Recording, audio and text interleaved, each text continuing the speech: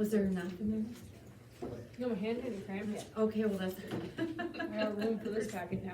I know, there's a lot in there. You ready to call the meetings? I got 7. Oh, is it 7? Yeah. 7 already. All right, we're gonna call the meeting to order at 7 o'clock.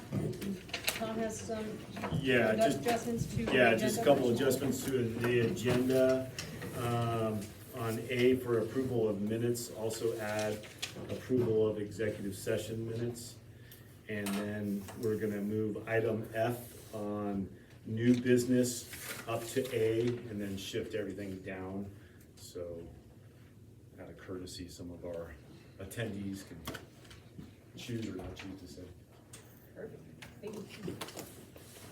I pledge Allegiance to the flag of the United States of America and to the republic for which it stands, one nation, under God, indivisible, with liberty and justice for all.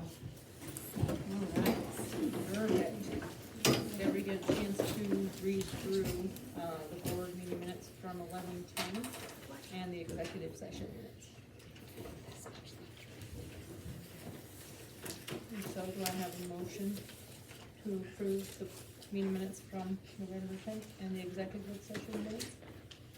I'll make a motion to approve the minutes and bill. Billy has first, do I have a second? I'll second it. Marlene seconds. Public comment? Board comment? All in favor say aye. Aye. Nothing good. Everybody have a chance to look through the warrants for December 8th? All right, do I have a motion to approve the warrants from December 8th? I'll make a motion to approve the warrants through December 8th. All right, Julie has the first, do I have a second? I'll second. Sure, I have it. Sarah seconds. Any public comment? Board comment? All in favor say aye. Aye. Right, motion carried. We do not have any public comment today, so moving forward, any informational? Calendar events, up to date. Alright, moving right along. Student rep report. Sorry.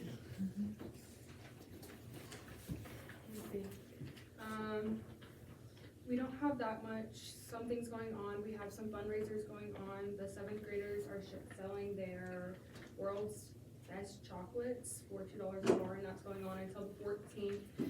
I heard talk about a Christmas basket that is going to be sold by the freshmen, I believe. And student council did have a meeting last week, and I talked with Tom about it with the dance, the Sadie Hawkins, and from my knowledge, it was told that it didn't have to be approved by the board for it.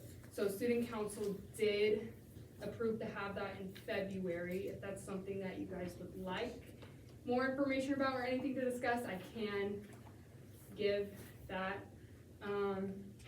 We have a spirit week that will be put out this week for next week for the end, going into Christmas break, probably pajama party, ugly Christmas sweater.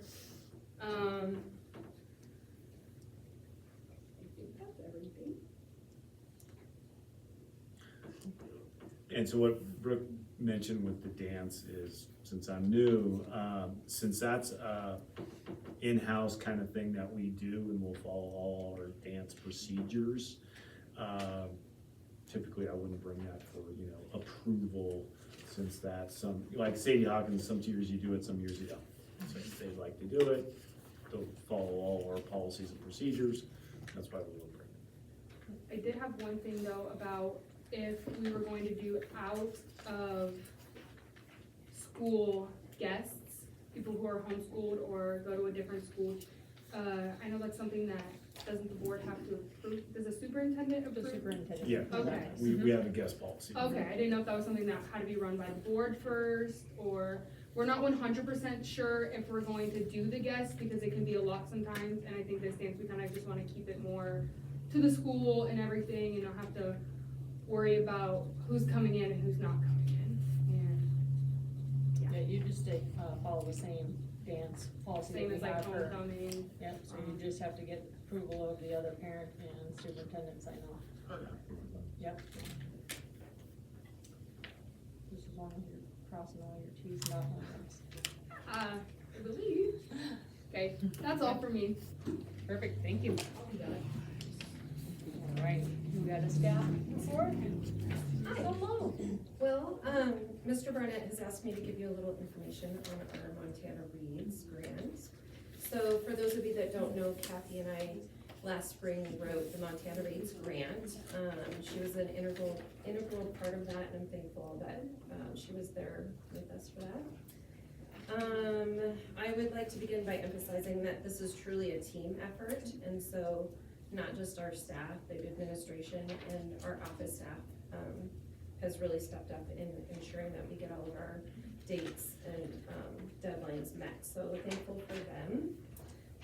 This is a literacy grant, but it's a focus on all learning, and we have 3 goals that we're focusing on this year. We're increasing student engagement and opportunities to respond in instruction. That's our first goal. Our second goal is to provide high-quality professional development, which is also a requirement for the grant. And the third one is to improve student outcomes through data-informed instruction and assessment practices. When it comes to the budget, Mr. Barnett will be submitting our final budget, an amendment to the original budget this coming week. And all of our budget items that are in purchases have to be tied to the goals. So I had to do my part before he could do his part. This year's allocation runs through September of 2026. We got a small amount that got us through October. So our new budget is on its way. The grant also includes a community and family outreach, which Mr. Burnett has scheduled a meeting with parents on Monday. So that'll be a part of that. I'll be giving an update to parents then about the grant as well. With the grant, there's some meetings. There's a grant monthly check-in meeting that I attend, along with a participation in a community of practice. And this year's focus is with oral language, and obviously a literacy leadership network, which I then pass the information on to our building leadership team. The oral language focus, we're looking at a curriculum from OXED that Livingston had adopted and had seen some great success with, that was presented to us during a training for the grant, so more information on that coming. With this grant, we have some required training with science of reading. I know it says science of reading, but really it's science of learning. So what we're looking at is 3 days for this year, and then we've scheduled 4 days for next year, but we just put dates for placeholders in the event, it changes with the calendar coming, because we don't have the calendar for next year yet. We have partnered with Strive to provide that training for us. Ristine Senecal has been a prior grant consultant for us, and she also works with Strive. She is our current grant consultant as well, so kind of pairs well when she's looking at helping us and then what our training needs are, so that will come soon. Let's see here, we're doing some walkthrough data, and that's also tied to our goal that we'll then report at the end of the year. We have iReady coming to visit us tomorrow.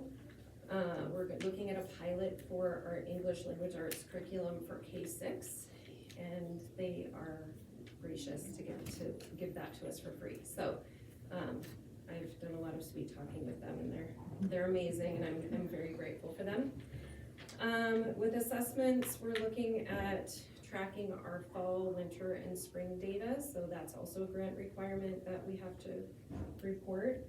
I don't know if you remember with House Bill 352 a couple of years ago when preschool was part of that, we looked at that piece that we had for the assessment that was required, and that's also the same assessment that's required for the grant, so it kind of pairs well, right, with our preschool program.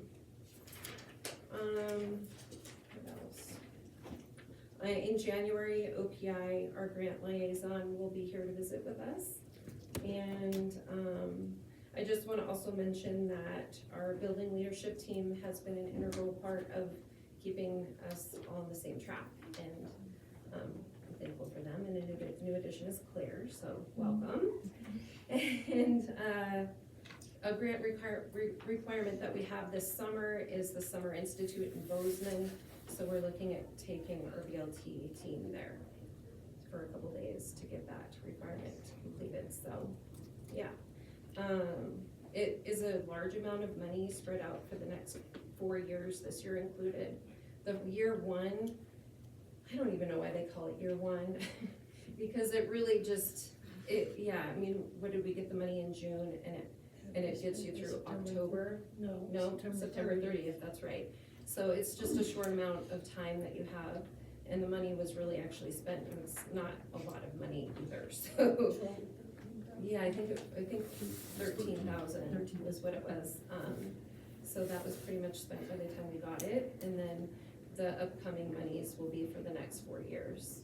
So yeah, people I think a lot of times think, oh, here you have all this money, but there's a lot of requirements that are tied to it, and a lot of things that we have to do to get this money. So And appreciate your hard work. yeah, thank you. You have any questions for me? Any questions? No question. That grant was K-12, right? It is a K-12, yeah, but it is split between the 3 schools, so I think Okay. 15% is with preschool, 40% for elementary, and then 40% for the other. However, there's that 5%, you can use it for any, they give you that discretion of whatever you wanna spend it on, or need to spend it on, so. And dispersed among that is approximately 10% a year goes to the consultant. Right. So it's Yeah, and the science of reading training that's required is also a big expense, so, yeah. And staffing, looking at that, we've been able to use some of that money for staffing as well, so. Yeah. Any other questions? Thank you. Thank you. All right, PTSO report? Yes, that's just me. It's you. We had a gift grab table at Santa's workshop on Saturday. I'm not really sure how that went, I wasn't there. And then we're looking at a couple different ways to support the school in the coming months. I think that there's something going on Monday that we're gonna be doing beverages and treats for.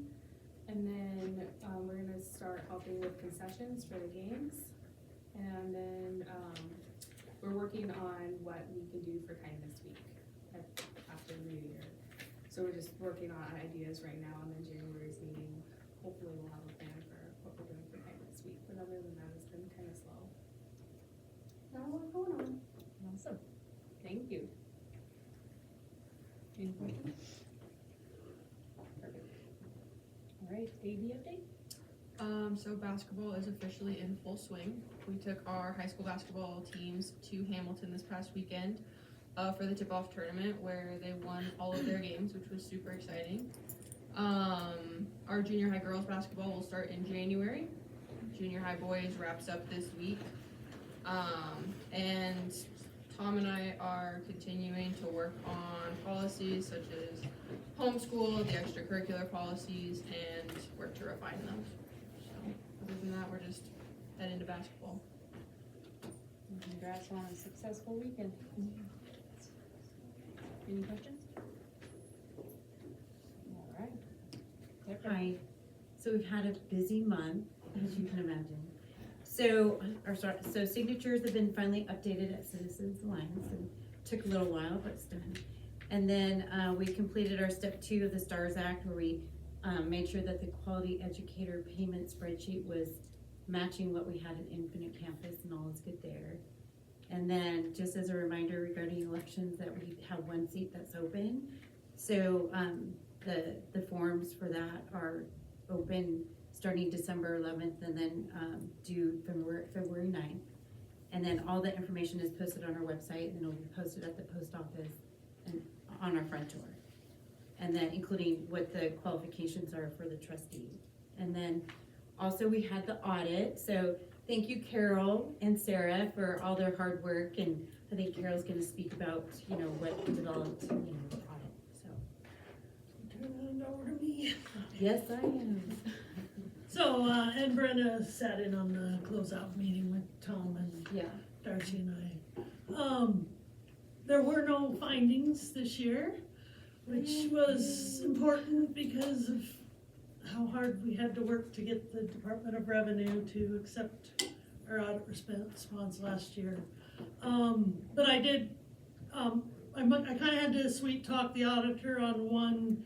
It's our activity account and the receipts, and I'm gonna be honest, it like seems to change every year how much they, and maybe you bank people would also understand how every auditor is different as well, but, we just this year found out that it's not enough to show what each kid should receive from their fundraiser, but we need to show exactly how many items they sold. And it, you know, it could just, like when you have a whole elementary selling butter braids, to have to turn in all their order sheets would be kind of a lot of paperwork.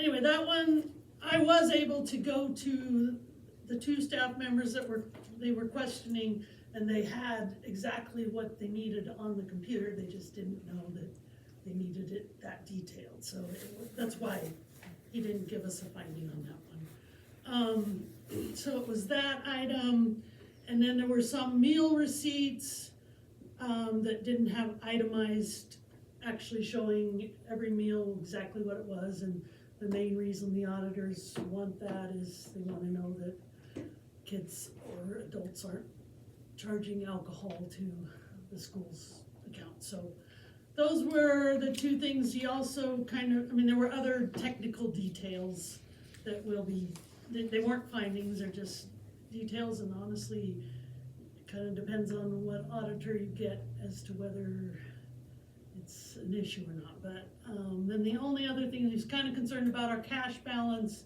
where it's sitting right now. And mostly, that's partially because of how we had to close out last year in a deficit, so our operating reserves weren't as high as they usually are. And then hopefully this week we will get the literacy grant taken care of, and there's been charges to the general fund that will transfer over to the literacy grant once it's approved. Tom did get the Title I done, so that one we can now make cash requests on. So those were the big ones. Yeah, because our operating reserves can be higher when we close out. We just didn't have the money to be able to do that this last year. Basically, those were the bigger items, and no findings. Now, the auditor, I had never worked with him before. He did say to me that he very, very rarely ever gives no findings, so it was good. No, big thanks to you and Darcy for your guys' hard Well, work, but Yeah, it was a I- tough feat, I know that. I can say, so I've been involved, from Oregon. You know, Darcy calls me whenever she has questions, and she's doing a wonderful job. Her cash balances, her cash is balanced every month, and it has been since I left, so. Going well there. Nice job, Darcy. Thank you. So that's all I have for right now, and then we have more things coming up on the agenda. Any questions? Thank you, guys. Thank you. All right. So, there's a few things here. Last month I talked about like doing a kind of snapshot of where we are with the budget kind of mid-year. I'm going to wait till next month to do it, because that'll put us at exactly half a year to look at things. And also I have both Darcy and Carol here, and so I can kind of communicate like what I'm kind of thinking of and how we can, you know, generate some stuff to show you guys, because we have a really nice report that, you know, shows us year-to-date expenditures and the percentage of appropriations to date, and I'm just, the big picture items, I'm just really satisfied with what we're keeping to. Also, in addition, I'll make sure that I have here in open session is a couple different drafts for a superintendent evaluation. So you guys can, choose, I'll give you guys some samples, and so that we can move forward with that. I'd like to recognize our PTSO. Claire and I have been, learning, she's learning a new position, I'm learning a new school, new state, how things are done differently. And I've never worked at a school where like the athletic director was in charge of concessions.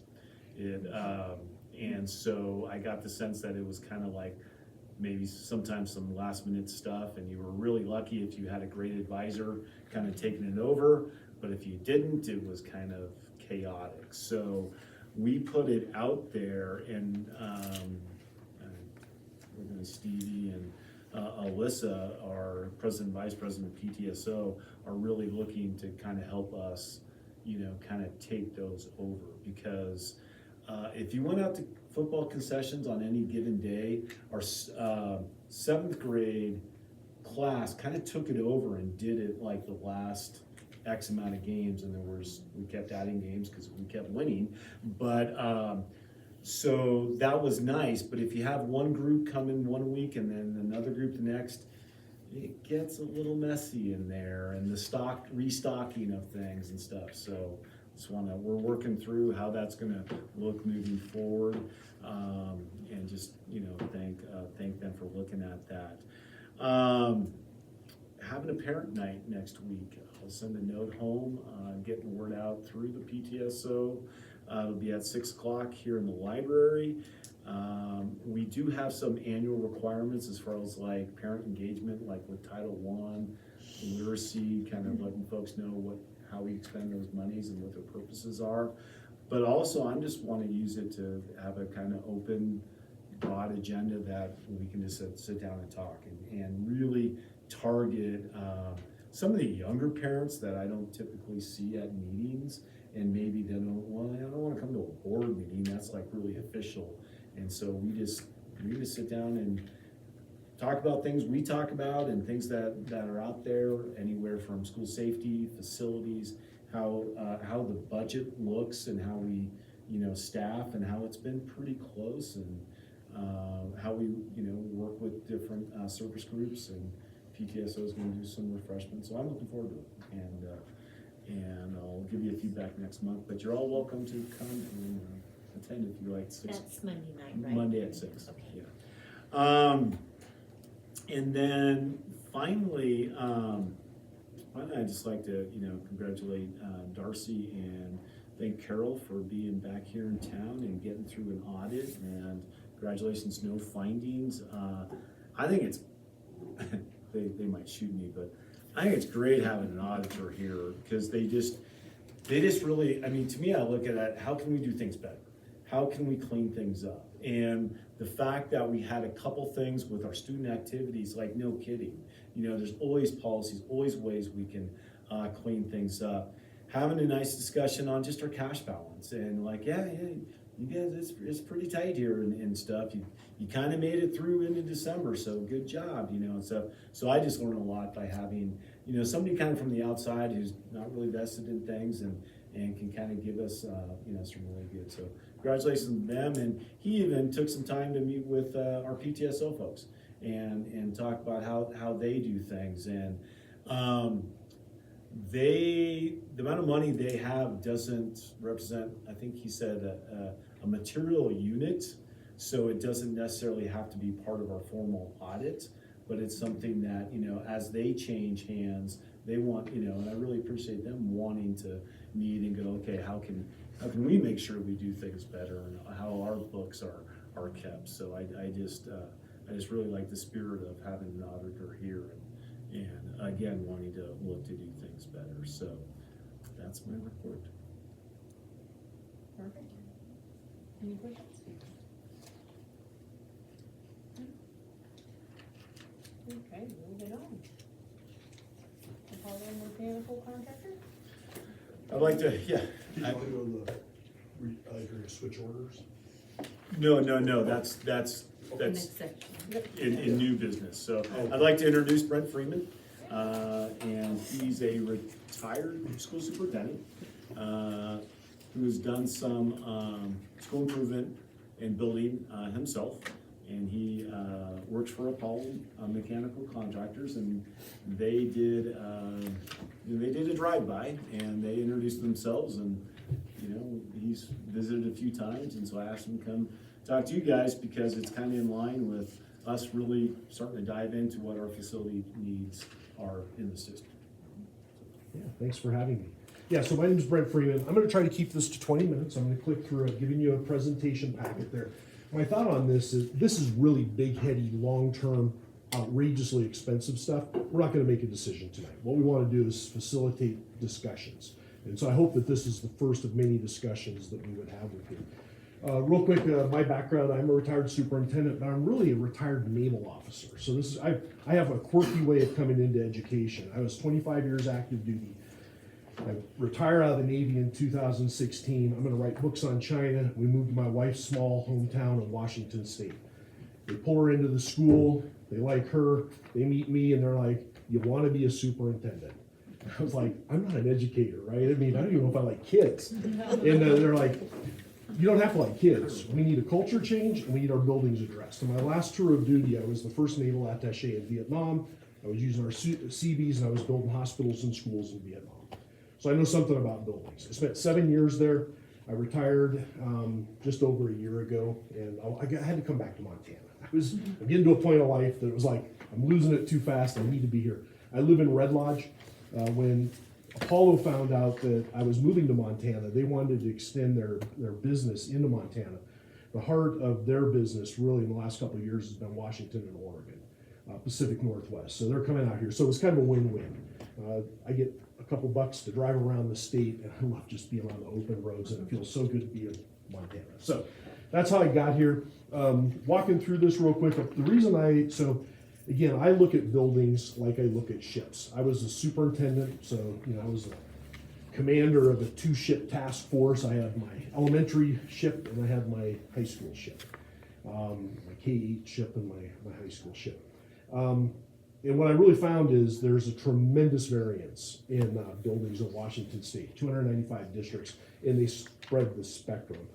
Here in Montana, there's 453 districts, and I'm seeing exactly the same thing. I visited probably about 130 school districts in Montana over the last year here, and I'm seeing exactly the same thing. I am a believer that buildings are important, and I used to talk in our board. We used to talk about every school has there's 3 legs to a school district. You have your school in-house community, your kids and your staff. That's important. Then you have your community, and your parents step between those 2 communities. The third pillar to a school, though, is the facility. And I'll use my own daughter's example. My daughter graduated from my high school. I have 3 children. They all have master's degree, and my youngest couldn't pass chemistry because when she went to UW, and she failed her chemistry class because we didn't have a chemistry lab. Pretty hard for a superintendent to, put his child in that, but I'm putting every child in that situation. And so buildings do matter. And we saw that as, we've gone through, and we all know this, right? A second week of school, kids go, you start having sickness, your staff's out, your kids are out because everybody's touching hands and sharing air and stuff like that. It happens all the time. So we know these things. I chose Apollo. I felt it took me 2 years to find somebody because I got tired of getting people coming in and promising solutions, giving me the lowest bid that ended up being the highest price. And I just found a ton of bad practices. I did fall in line with Apollo. I hired Apollo, and I worked for 5 years with them. I ended up bringing in just over $28 million in grants. We were a poor, high poverty district. Everybody felt like we were way overtaxed, which per capita they were. So there was no way we were going to generate the money. We had one of the lowest bond thresholds in the state of Washington, which, just like my daughter failing her chemistry class, I'm not real proud of either, but we failed our bond with 70% of the population voting against it, 30%. That wasn't an option. So and again, being a naval officer, I wanted a methodical approach to my buildings, just like I would of my ship. I wanted operational readiness. I wanted combat readiness. I mean, right, we're going to combat readiness every day in the school. We get kindergartners walking through the class. It's the same type of thing. It's obviously a different It's a different process in many ways. But Apollo was the company that had that model for me. And what they did is they would do a lot of the upfront work at no cost. It's a business, they're gonna make their money, but they weren't gonna come in and promise things. And they treated things as system of systems. And I appreciated that as a naval officer because buildings are systems of systems. And we were supposed to have, I mean, every school has a strategic plan with staff, and you're supposed to have one with your facilities. And to be honest, our facility strategic plan was, we're gonna fix the lowest common thing that we can, that's the most hurtful thing that's gonna hurt somebody today.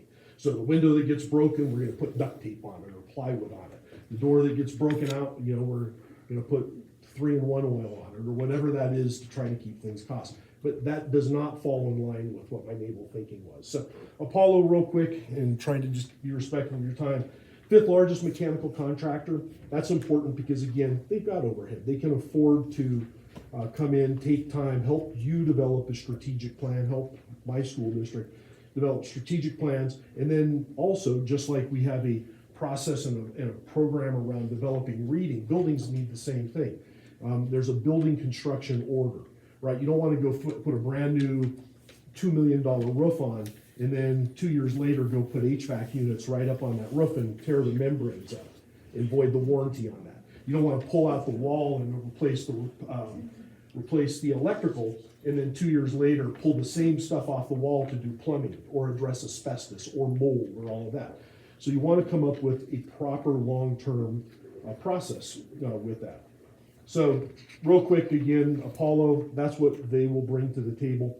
Kind of jumping to the end of this, one thing that we do, our business model, and one thing I appreciate is I'll bring a couple of engineers, 1 or 2 out for school this size, probably be a day, maybe a day and a half.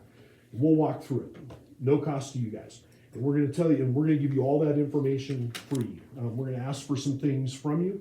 We're gonna ask Darcy to pull your utility bills, your water, your repair bills, so we can see what's been, you know, what is breaking, what the periodicity of breaking is, and any building plans.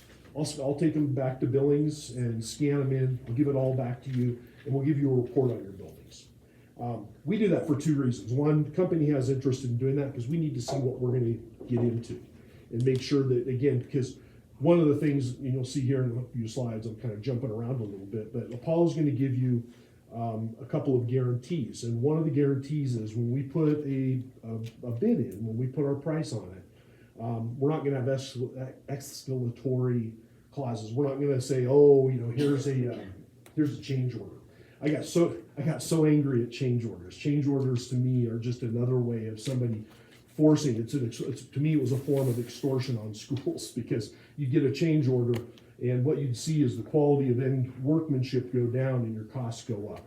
Apollo won't do that. You're going to get a guaranteed price, and if the cost goes above that, Apollo will eat it. Again, it's 5th largest mechanical contractor. If we make a mistake in our engineering estimates, we're going to eat it because we want to be involved in the long-term, you know, the long-term relationship with the school district. So, real quick, a couple things about how we go about. We started really as an ESCO and energy savings performance contracting. That's something to look at to see where you can save money in your energy efficiency. Depending on the building, sometimes you can save a lot of money, and you can start, you know, pulling that money out. You use the money to pay for itself. After it's paid for itself, after 6, 7, 8 years, then you can start putting that in account to get into part of your building facility plan. Our engineers, that's why they need to come in here, is to see if that's even a possibility. If you can save 13% a year, 7 years is, well, 8 years is 100%. You pay for everything in 8 years. If you have something that has a 20-year lifespan, 8 years, you have 12 years of capital that you can use for other purposes. You can use it for books, you can use it for staff, or I would always argue you should be looking at using at least a portion of it for your buildings to keep things up. So that's kind of how they cut the core part of it. If you look back on the slide that is, it's got this. This is the other thing that I appreciated the way that Apollo did. I'll give you a good example.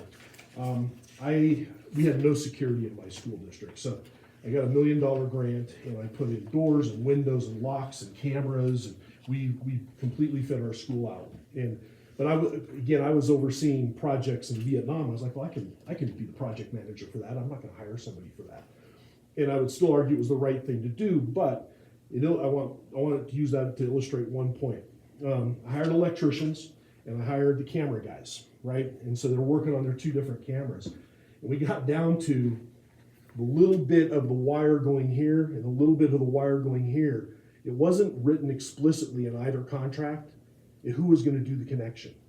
And so I had 2 months where I couldn't get the electricians to take that extra step, the camera guys to take that extra step, where it was taking a tremendous amount of my time as a superintendent to go back and try to get that last, 16th of an inch connection. I mean, I literally, all I needed is a wire connector and to open those walls up and spin the wires together. But those are the types of things that happen when you're trying to integrate your own big projects. That's just one example.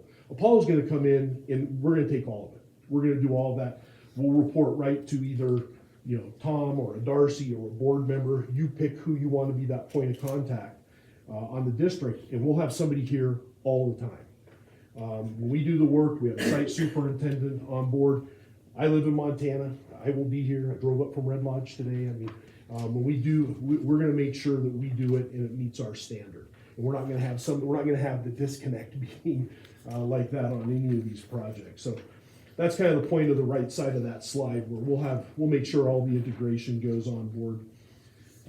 Procurement, there's a lot of ways to procure things. I mean, everybody knows, we can put an RFP out. That is a method. There are a couple other ways that you can procure programs. And depending on what it is, you can use DEQ. There's another one in Montana. It hasn't been used much, but it's a very good option, and it's a cooperative contracting, procurement contracting. And this one's called TIPS. Is in Montana. There's several other options, but again, that's another thing that you need to consider is how do you want to run these? Because again, you have to be very aware that if you run an RFP, your lowest bidder may be your highest cost, and so you really want to make sure you're vetting all that. Now, we do RFPs. If we're chosen as a contractor, we'll work with you on whatever procurement method, but we're going to be very, very detail oriented when we write those requirements, because we want to make sure that those little wires get connected and everybody knows what their job is. So, so anyhow, that's just the point of that slide is that there's a lot of different procurement options. This is kind of where we get into the heart of what our process is. Again, what we would like to do is I would like to bring an engineer out here for a day or two. We can do it on a Saturday or Sunday if you don't want us to be in while kids are here at school. Do it on a Friday, do something like that. We kind of like to be around when the kids are here, just because we like to see how the buildings are being used. Again, every school has a little bit different schedule. One of the things I appreciated about Apollo, though, is we're not going to do construction when you have school. Nobody wants to hear, 2 + 2 is what, and all that stuff is going on. So we're going to work around your schedules, for the actual work, and that includes working. In my buildings, we did a lot of Friday, Saturday, Sunday work, a lot.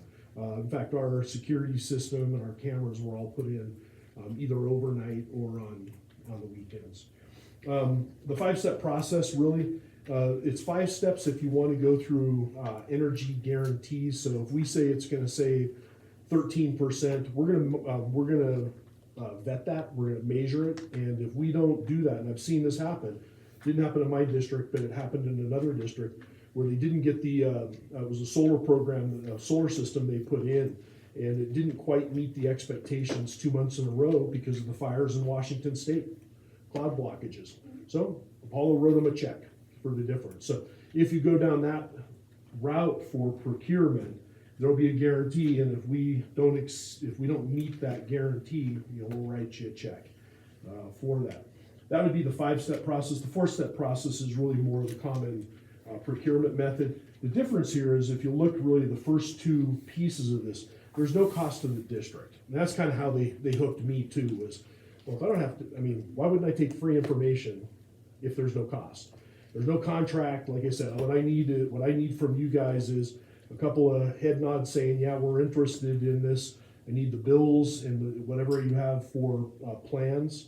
And we'll come back and it'll takes us usually about 3 or 4 months to really comprehensively come up with a report. It'll take us, it's the holiday season and there's some weather outside, so I'm not gonna have an engineering team here next week or the week after, but I could have a team in here in late January or February. Takes them usually about 6 weeks to go back and write stuff up. And then at that point, we kind of sit down and have a discussion. What do you want to do? Let's have your priorities. What an engineer sees as the skin of the ship as the priority may be different than what you see as the teachers or the students that are actually floating on that ship. And you may see different priorities, so we'll have a discussion about that. And then really the last thing that is really worth kind of focusing on is we're a grant-heavy company. We're gonna help you get grants. I needed $28.6 million in my district. Didn't spend a single penny of taxpayer dollars for school district. I mean, the grants came from somewhere, but we call it OPM, other people's money. I'm all about using other people's money because somebody's gonna use it. And so it might as well have been my kids in my district. And so if you're interested, we're happy to help you with grants. Turns out that I was a pretty good grant writer. Like I said, I got $28 million coming into my district. So if you don't want grants, if you have money and you have other procurement options and other funding sources, we're all about using that too. The reality is, though, I say that kind of tongue in cheek because we know that you don't have that or they'd already be fixed. And to be honest, it's not hard to drive around Montana and find schools that don't need help. The buildings don't need help. There's probably 2 in the state that are in really good physical shape, and it's because they come with very, very solid taxable areas. And they rhyme with Fig Sky. Great, good on them. They should have that. But the kids in Lincoln, the other kids around the state should have those same type of facilities too. Because what we don't want is kids like my daughter that fail out of their freshman chemistry class at UW. And I will say on a very serious part of that note, my daughter didn't have a choice but to reattack because she called her dad in tears and said, "Dad," and I said, "Well, suck it up, Buttercup. You're going to get back in there. We don't fail. We learned, and you just learned you're going to take it twice, right?" And so she did that. I saw a lot of my students though that was the backbreaker. The first failure it didn't have to be chemistry class. It was English comp in some of their cases. And so there are a lot of kids that aren't going to have a support system to get that kid the rest of the way. And to me, the facility is an unnecessary backbreaking component to a person's future, the way it shapes out their future. So this slide here, the one that says what we bring to the table, I really want to just kind of go across these. We're going to give you 3 guarantees. One is guaranteed cost. We're going to put it down in writing. It's not going to be the cheapest cost that you'll see because, again, we're not going to escalate the cost. We're going to give you a system that is going to operate between 20 and 40 years. We're not looking at something that's, we're not going to, if we're going to say, we're going to give you options. If you tell us you want to put on an 8-year roof, we're probably not your company to do that because we want to put on a 20, 30, 40-year roof for you. We want to do it in a design manner that the envelope of the buildings aren't being compromised. So you spend all this money that you wasted 4 years later, 6 years later, because you've had to go back and do that other work. And again, we're going to do it right. And so we're going to put the right number down and we're not going to exceed the cost. And like I said, I could give you a couple examples if you're interested. If I come back and we want to get into details, I can give you the references of, how we've been good for our word in those things, in those areas. Energy savings, if we are doing energy savings, I guarantee we can find energy savings in this building, guarantee it. We'll verify it, we'll come back, and if we're not good for our word on those energy savings, we're going to be writing you a check, but we will be. We got a team that does healthcare specifically, and we have a team that does K-12. So this is what we do as schools, and so we're going to get it right. And then the other one, and this is, as a superintendent, this was really the most important to me, is performance. I mean, when I need heat on a Saturday because I've got a basketball game at noon, I need heat at noon on Saturday so that we can have our game and not everybody sitting around in their jackets. Or more importantly, on Monday morning, you know, when it's 55 degrees in the classroom and you got your kindergartners all bundled up like it's, you know, Thanksgiving football after dinner interdime, and they're inside a building, right? So we're gonna make sure that, you know, the equipment performs, whatever we do, whether it's windows, doors, security, lights in the parking lot, we're gonna make sure it performs for you. Getting kind of close to the end here, I got about 2 minutes left. Funding options, again, we couldn't self-fund in my district, most schools in Montana can't self-fund, we're gonna help you chase grants.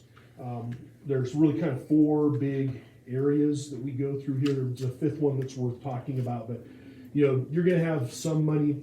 State of Montana just increased their major maintenance funding. That's awesome when you're in a big district because you know you're getting bigger pots of money, but they have a lot more. It's still not very much when you spread it over the whole district.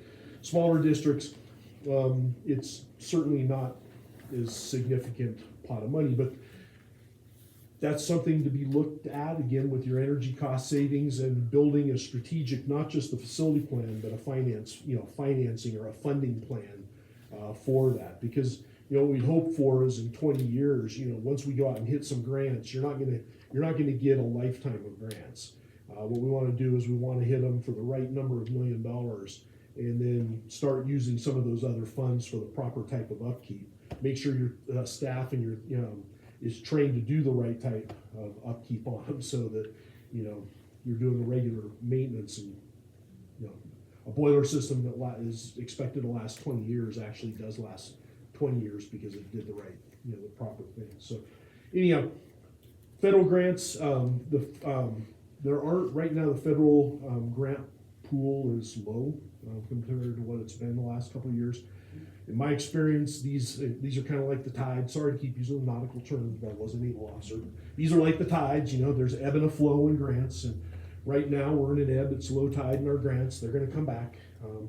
We look at things like solar grant, for example. Depending on the solar grant, the year and the structure, solar grant doesn't just give you electricity, you know, via the sun. Put them up on your roof, you can use that money to fix parts of your roof. And so we want to be creative about how we think about that. We'll always fall, I mean, we're a big company, we're not going to cheat, lie, or steal, we're not going to do anything deceptive, but we want to be really smart about how we approach some of these grants on that. So federal grants we're watching, there are a few state grants. I believe that you guys received a state appropriation a year or 2 ago also, that's another method. And then there's private foundations, that's the 5th one that we would use. So a lot of, again, I mean, it costs big money, it takes big money, but there are a lot of different ways to start stitching it together. And again, in 20 minutes, all we can do is start a dialogue. I think, kind of get to that on that next slide.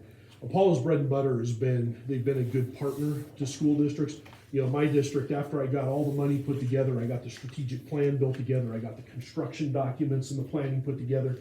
That's when I said, I've done my stuff. Get an educator in here, somebody that knows how to, you know, get our reading standards higher than what they are, math scores, somebody that can do that kind of stuff. And I want to go back to Montana. So get somebody like that to come in there. But Apollo built its success by being that good long-term partner. You know, when you think about it, you know, these are public buildings. I always compared ours to shopping malls. Great Falls, you know, has a shopping mall that was built probably 10 years after about this building was built, and it's gone through 3 major renovations in Great Falls, and you've gone through exactly 0 major renovations here, you know, at the same time. And they're public buildings, and you know, when, you know, asking your kindergarten, 1st grade teachers how hard these buildings get used. Little kids pound the daylights out of buildings.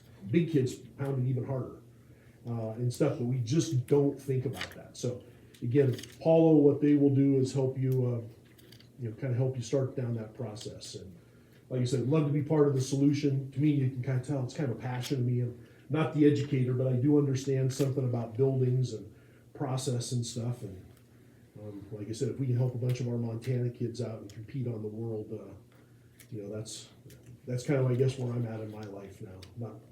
Not fighting the Taliban overseas. We're making sure our kids can compete against and I used to tell our staff this all the time. You know, you're playing basketball against, you know, Augusta, somebody out of Helena, Centerville, those places. You're not competing against them. We're competing against a kid in Brazil right now, kid in China. And again, our buildings do matter for that. So anyhow, that's my presentation. Questions? Comments? Yeah. Yeah, so I don't really think it needs approval for us to have, you know, a group come in and look at our building and give us some feedback, which is basically the first step, is to have their guys, like I've said, I walk in here, I have not met one single person that doesn't agree.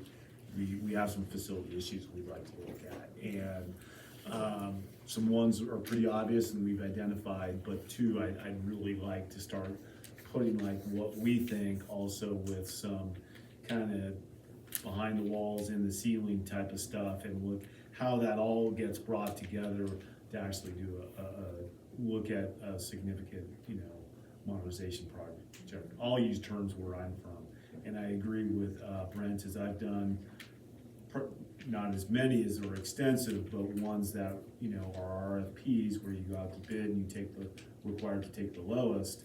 And I've seen those change orders, and I've seen them work well, but high risk because they become quite costly if your pre-planning wasn't done really well. And then two, I've also done ones in which we were able to go out and go for the most qualified folks, and though it wasn't the cheapest way initially, we were guaranteed not to exceed certain costs too. I just tell my maintenance guy all the time, cheap is more expensive 9 times out of 10. I mean, it's just, your cheapest car isn't gonna be your car that's gonna be the longest running. It's not gonna be, doesn't mean but your most expensive car is either, right? You gotta put some thought to the problem. So yeah, I plan on going forward, you know, with the initial steps, just to get some more, the experts in here to look at, you know, more specific large ones. Yeah, thanks. Thank you. Thank you. I just had a comment with, kind of a meeting with Tom, just, you know, it's not in the budget this Yeah, so Carol's been gone and she came back and all of a sudden, I gotta go, Carol. I know, I'm not talking about any dollars that we are currently here right now, so. Yeah. But again, just like we stated, if it doesn't mean the conversation and the planning, right now we're talking time. And I think it's time well spent, even if it's a few years down the road before we actually start. Just had it planned in the budget. That's why you'll stick around. Perfect. All right. Thank you. Thanks, Brent. I'll give you a call. All right, discussion of the school trust act. Okay, so we're gonna have this on the board until probably our agreement is, we have a new agreement. So last week, on the 3rd, we met with Brenna and Billy, participated, and we met with a couple representatives of the sculpture park, as well as several representatives from DNRC, so the state, and talked about the agreement. And you know, after a while, kind of realized probably need to sit down again. And so there's 3 areas that you know, we're going to be looking at, and because they'd like to sit down again for the new agreement. What's in your packet is the current agreement. Follow that up is what was handed out last month by the sculpture folks.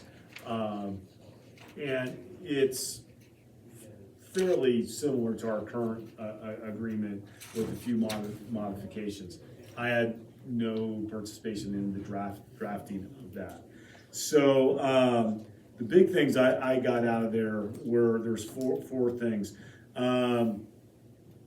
It got brought up here, and the state was very interested in us going on a 3-year term. So that was fairly clear that we would go there. We brought up several things, and I'm going to throw up the projector there. The one other was that we sit down and we discuss that if there's no one that disagrees that if we were ready to build a new facility there, a school, so, following up on not taking care of this place, but also a school or the starting of a school or, phasing in, a school there, there's no one that questions that the school has the right to do that, and it, because of the sculpture spreading out throughout the 26 acres, that would require some, currently, the way it stands, it would require some removal there. But the discussion of compatible use. There might not always be agreement, but so I brought up, I'll call it disc golf, you guys can keep calling it golf. But that pre-existed the sculptures. So, DNRC's going, no, absolutely, the school has the right to, it's in disarray, but we can certainly, that's an example of, I'm not sure that everyone agrees that's a compatible use. If you go to a lot of parks and stuff, they have several multi-use things going around, and yes, there might be discs flying through the air, and maybe not everybody likes that, but that would be an example of, I believe, there's the right to do that. Whether or not it's the right thing, I think, is another discussion for another time. And then we also brought up, and I'll put up a map there, is additional installations, because when I was getting the tour there, they talked about certain installations that are deteriorating, decomposing, are meant to, and then doing replacements thereof. And I think, Brenna and Billy agreed, and feedback there is, I'm not sure it makes a lot of sense over, especially on the west end of the parcel, and I'll point out what I'm referencing, is to look at replacing those there if the intent is for the school to at some point come in there. I'm not sure that is something that, I wouldn't like language there that shares that concern. That they for sure be, ones that are more portable than maybe ones they've done in the past. And then I think another area that really has to be defined is, and I'll go like this, because I'll say 3 acres.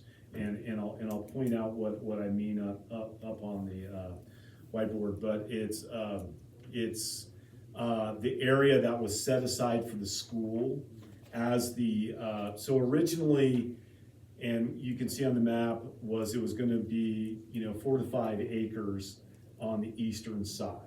And so where your parking lot is, where your teepee burner is. But very quickly, the map shows that it spread out throughout the area, and then eventually DNRC did come in and say, okay, you can put sculptures in the whole 26 acres. But except for this carve out, for the school.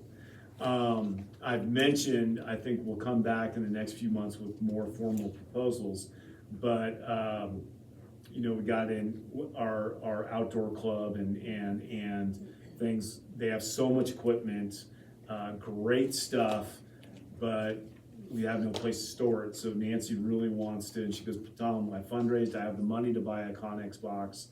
And, Derek and I were talking about it. Okay, that's great, because, we're up above in the football building. We're bursting out the seams up there.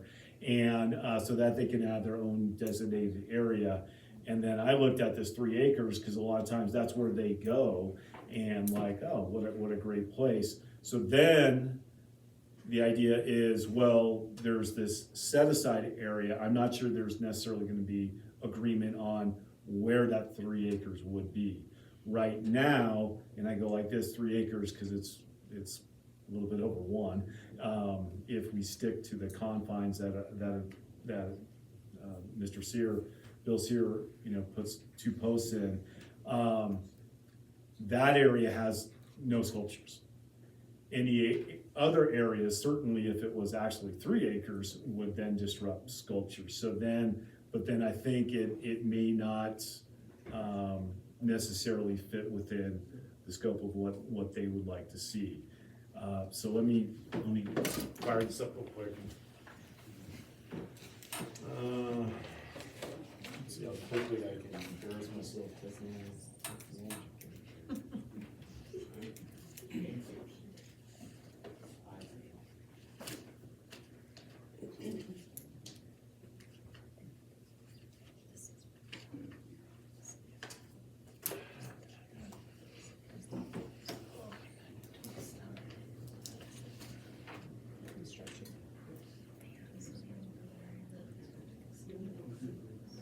Okay, and which one do I push?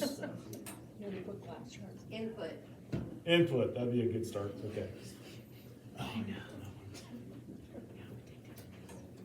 Okay, so, cool, came right up. So, what you have here is, that's the parcel in its entirety, and you have the entrance over here off of Sucker Creek, and the original 4 to 5 acres, that post that Mr. Sear put in, one of them's here, and then one of them's here, and then, the intent on one of the maps that showed you, the color-coded ones, was that area there. What's really nice about it is it's clear, and things. And so that's gonna be brought up in further discussions, because I'm very interested in discussing on that is, one, it would stay, if we're serious about the school and the needs here and moving forward here, this 5 acres here, the sculpture park we would not have to disturb the current parking lot, the teepee burner, and the bathrooms, and I think there's a storage building there too. So I think some of the infrastructure that has been invested there would be good. The 3 acres that I would like to consider moving on, and starting to see, use of fairly quickly, there is very attractive. I'm also very attracted to it there because the next slide I'll show you is that original school drawing. And this would put, because if we're looking at a Connex box that we put a pole barn over top, you're starting to kind of build some infrastructure there that wouldn't be easily moved. And if it was there, our needs for a school would I would hate to go, oh great, and all of a sudden we can start doing that, and then, oh, why did we put it here, guys, in 10 years, 15 years, or what have you. So then if you look at that school drawing, and so then what I'm referencing is probably, we're looking at right around there is that 3 acres with, it's 515 feet. Thank you, Mr. Williams class, for helping me out with that. Is that figuring out, because we had some known distances, and 5 acres, we can figure out the square footage there. So measuring that, we'd be kind of utilizing that. I'm calling it our outdoor leadership center for anything, and we still have that area there. Of course, parking's going to take up a considerable amount of that. So anyway, those were the big things that we're moving forward, because there is, the DNRC is really wanting to see an agreement reached to, and I do think through several cycles, it was kind of just, same agreement, same this, same that.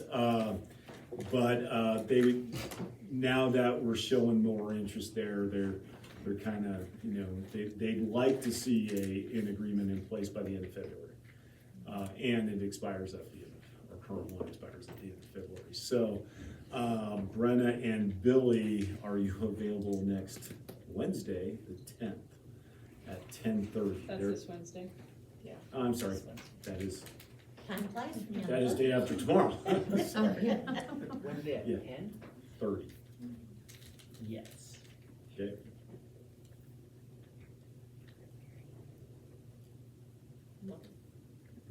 So as Brenda's looking, so those are the big things, is the term, the current use and what compatible uses could be. I'm not interested in really, like, what do schools need? And like, not really interested in language that necessarily pigeonholes us, but I do think it needs to be something that until,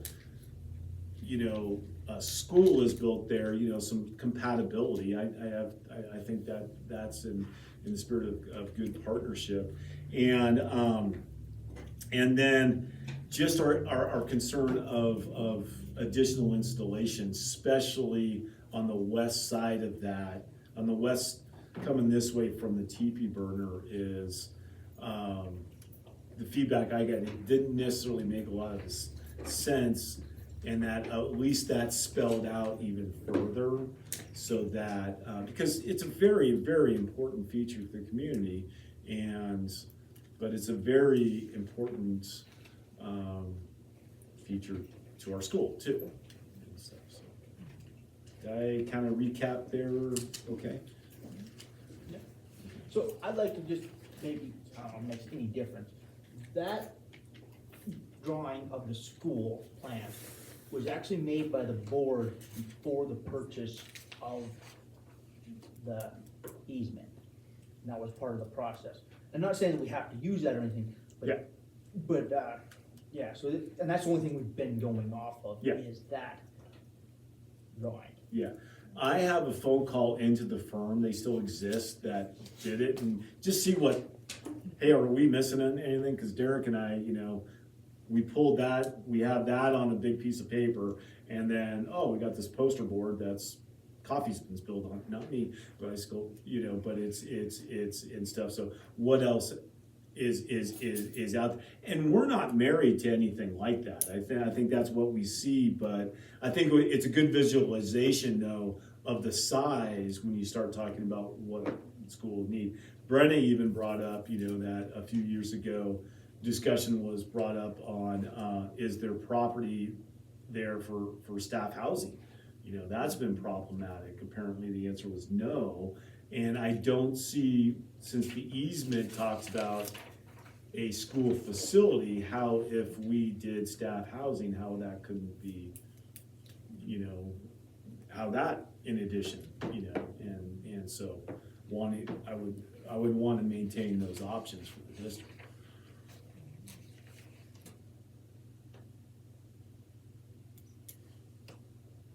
Okay, so, So I guess I would like to hear your guys' opinions on those three topics, because that's what they're gonna be asking what we want, and I don't wanna be just going off of my thoughts, I wanna be representing us.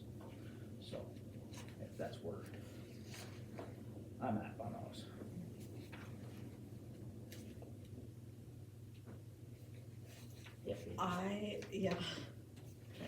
Phrase. I like the idea of being able to put an outdoor classroom out there. I think that, I don't wanna use the word necessity, but for us, I think that would be a huge thing. And it's a need, an immediate need for us. I think that space above the football locker rooms could be used for other things. And I think it's a good opportunity, the kids do go over there a lot, and to have a designated space that they could eat lunch at or do whatever would be fabulous. Yeah, and I think just maintaining any and all rights we could or already do possibly have. To that. I think that's how the agreement should start off, because Yeah. our lease with the DNRC states that Right. we are the primary Yeah, I think whatever on that. making that a little clearer and And not tying ourselves down to a 10-year agreement. I don't like Yes. that at all. I don't either. And there's part of the agreement in the second paragraph. We shall maintain the easement for educational purposes. I kinda don't like that, for educational purposes. I think we should just maintain our easement. Yeah, I think It could be. maintain the easement, and what is stated in the easement is what we're required to do. And whatever else they say, I mean, cause they say, well, you coming in doing projects is educational purposes, so you're maintaining it at all. I don't know. Yeah, our easement's pretty clear, you know, we've utilized it for educational purposes. It's, the 26 acres is for a school, I mean, let's just, and I think also there's a little, bit of, a school is a campus.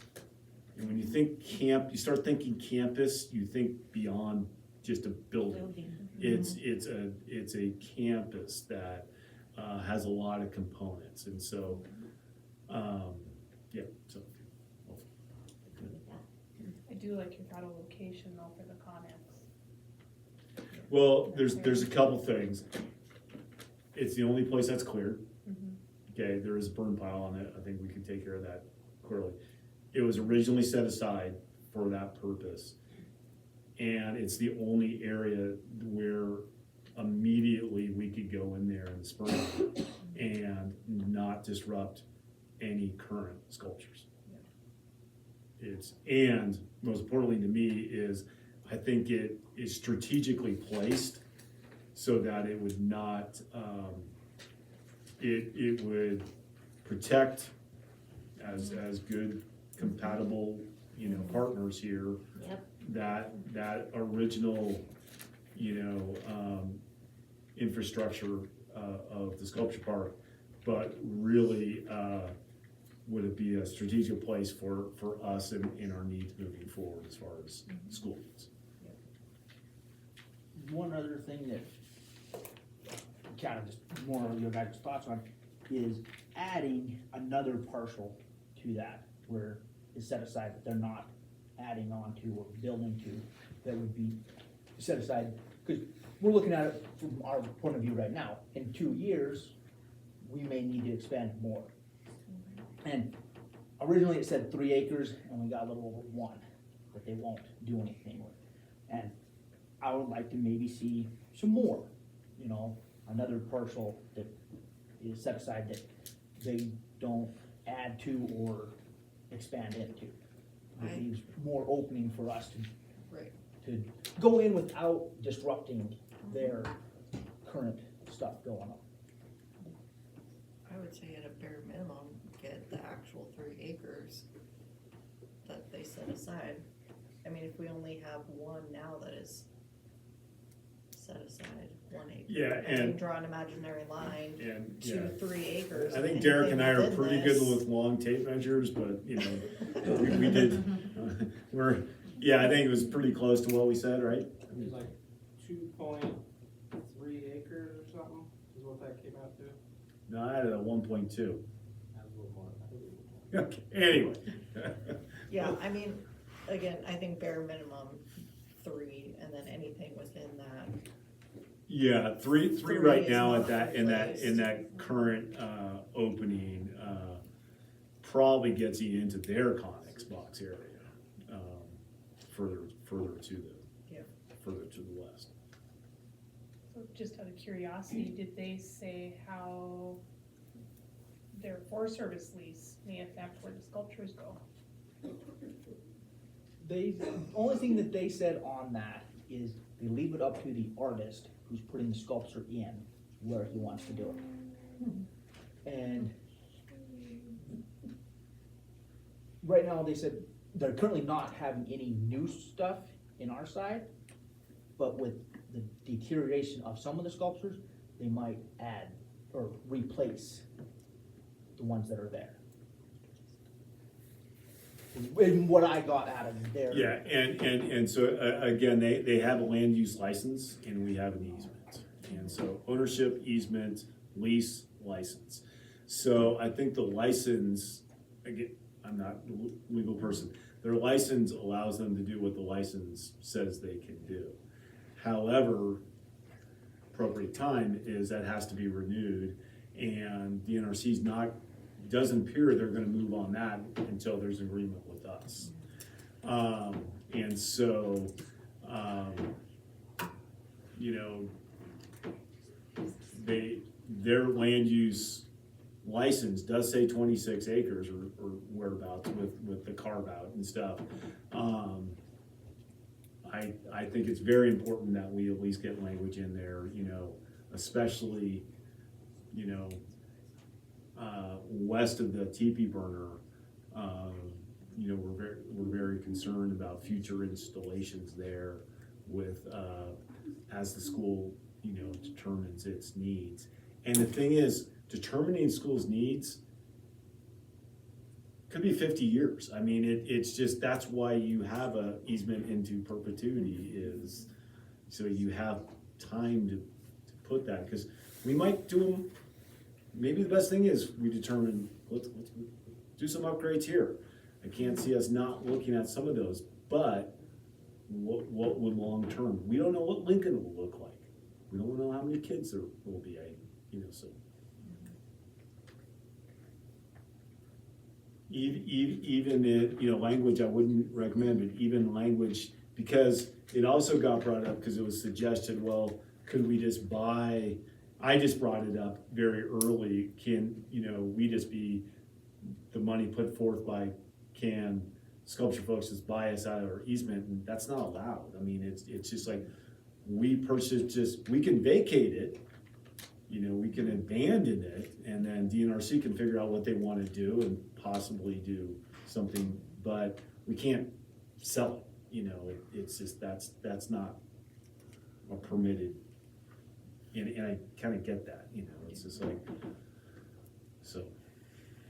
I mean, I'm gonna assume that it would be very hard to come to agreement with any sort of language of the school has final say on replacing sculptures, but as close to that. So It at least needs to be a discussion before. we can write in it whatever we want. We wanna say, they have to get permission to add something. Right. Like, then I they mean, have to follow that. I know So, now that was gonna upset a lot of people. right. But, our easement with the DNRC is black and white. Right. I mean, it is very black and white on what we can do, and we trump everything else. For a school facility. Yeah. Yeah.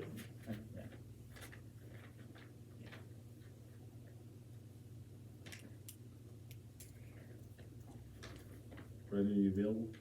I have an availability in between 1 and 2 that day. Let's make it, let's make My it, only opening. let's make it 1 and 2, okay? I'll go with that, even, if not, I'll push it into the next week. Yeah, I'll send you an email first thing to see what your available next week is. I Okay? saw the 15th on there and I have all of it Oh, on Monday. I yeah, don't I have think, any meetings that day. oh, perfect, then maybe we just try to get it next Monday. Yeah. I was just hoping to get one meeting before people disappear. Yeah, the only time I'm not available is tomorrow and Friday. Okay, let's go for the 15th. Yeah. Cool. All right. Is there anything else you guys want to be brought up in that, what we're talking about? Any other concerns or questions you have for that?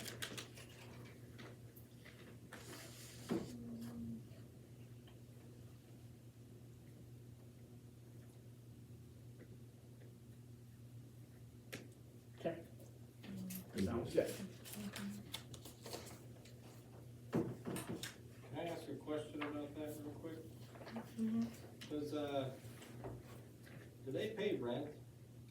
We can't We charge can't. them rent, it's not, since it's a trust land, Oh. Yeah. Just wondering. we wish. We ask. It feels like you're the landlord and they're the renter. Yeah, technically DNRC Yeah. is the landlord. So does the property transfer ownership when a school is built there, or it still stays under Yeah. DNRC? It's like we own it, but it's kind of like, oh wow, your house is worth all this money. Well, that doesn't really mean anything to me because, I have to live here and it's not money in the bank, so yeah, it remains there. Yeah, so then we would just pay taxes on facility there versus facility on land. I'd like to say yes, I'm not sure about that, but yeah, you just have the right to live there and habitate it.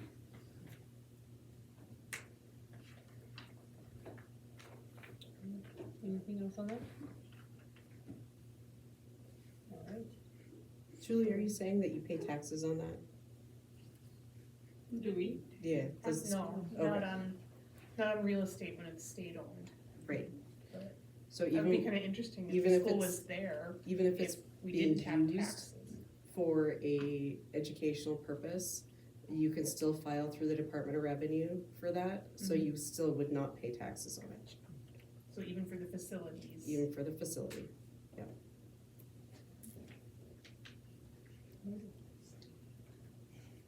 All right. Agreement with Richard? Okay, we got some meaty items tonight, huh? Yeah. Okay, so in front of you at the table, you'll see a couple things. I'd like to start with the MOU that you would see that's signed between the association, Travis as the president, and myself as your representative. And I really gotta hand it to them because in our contract, which or our master agreement, which I referenced there in Article 5, subsection 5, it's gotta be by mutual agreement with the association, and technically, that's just the association membership. And the association put it out to all employees, because a good chunk of non-association members have the benefits, and they took it a vote, and they said, we'd agree with whatever the majority vote would be, and they don't have to do that, so I thought that was frankly pretty darn cool. And so, to move forward, there were 21 respondents and 17 voted in favor. Not all, we have 29 employees currently, not everyone takes benefits. Though I think we encouraged everyone to vote because circumstances might change and they may choose to moving forward. So that's the first one. The second one was just the email Travis sent to me. The third one, I would like you to look at, it's this one, it's got the guy's picture on it, and it's also in correspondence to the single piece of paper that is from Dick Thank you, our broker, okay.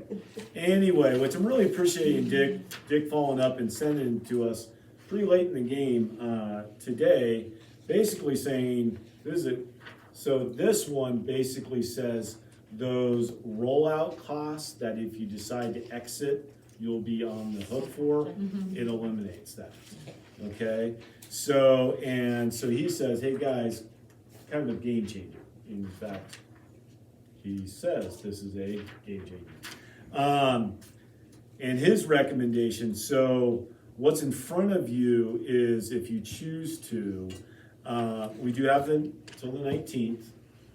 I'm trying to give you all the information so we could choose tonight, but love seeing you guys, so we can have a special board meeting if you choose to. But anyway, is we would need to agree to 2 resolutions. One, which is a formation of the multi-district agreement, because we're going, instead of being our own isolated group, and then going out and getting our own things on an annual basis, and then our rates based upon a small group, people, kind of the idea is you pull everything together. It's actually a system that I'm much more familiar with, so that you can have great years and keep your costs way down, but you can have some bad years and they can go way up. So what Dick recommended they do, so this would be just the agreement for the formation of the trust, but we'd be in a multi-district agreement. And then the second one, which I did a modification on mine, but if you go to page 6 and you look at it's section 11. Section 11 starts on page 5, and you go down to C.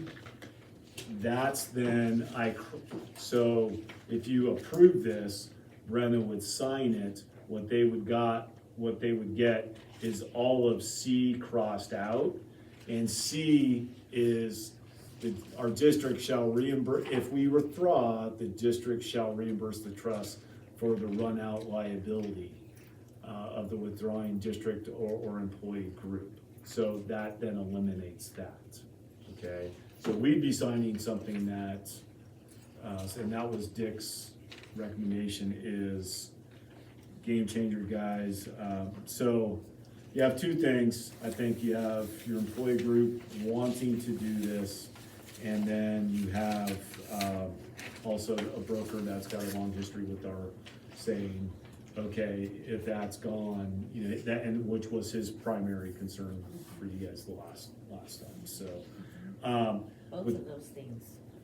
yeah, I was struggling with both of them. Yeah, so with that being said is, I also kind of looked at it, is we pay we've negotiated, you know, in our master agreement, a rate in which we contribute for employees' benefits. And I know we care. I know you guys care. But the employees are saying, hey, we would like that amount. And that amount's up, you know, would always be opened at negotiation times. But that amount, we would like it to apply, you know, going forward to Bridge Health Alliance.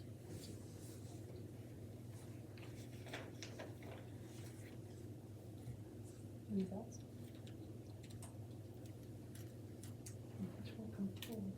With the runouts.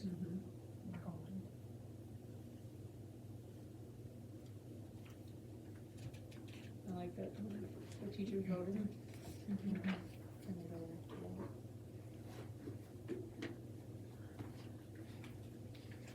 Any questions?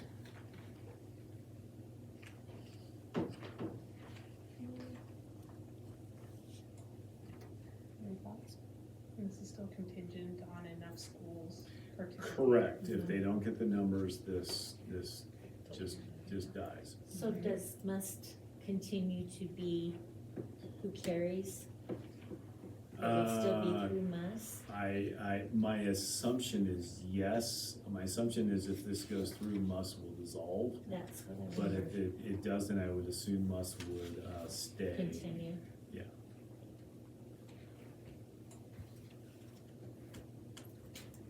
Any other questions?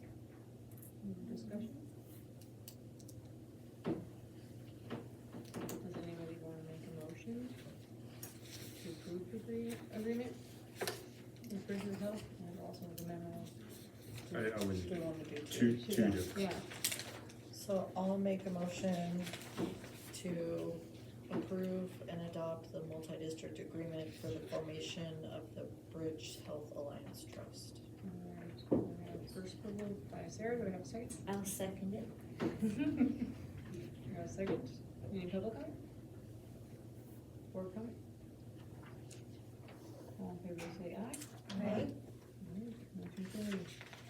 Do I have a motion to approve, the participation agreement with Bridge Health Alliance Trust?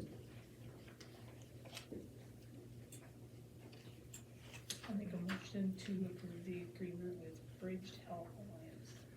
Mike Julie has it first, do I have a second? I'll second. Julie seconds. Public comment?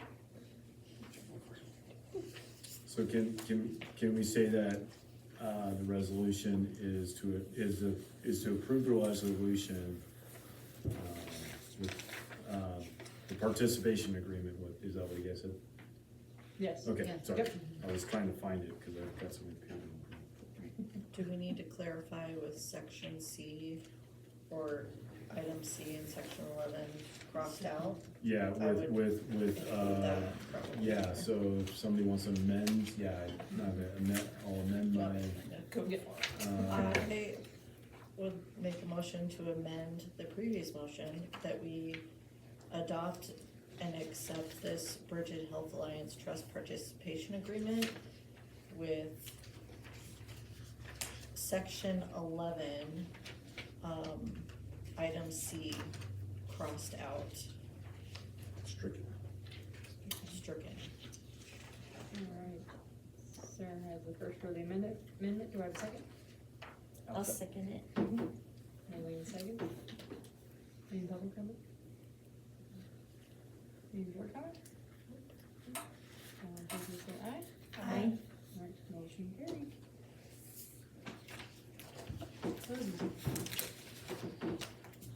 Only a couple more, Tom. Alright, so renewal of the CD, it is, maturing on the 12th, I believe. The current interest rate, I did bring the rate sheet, for a 15-month is a 3.25 APY. So we just need a motion to renew the CD and then the interest on the top of it. Yeah. I'll make a motion to renew CD number 1827141. Okay, Marlene has it first, do I have a second? I'll second it. Julie second, any public comment?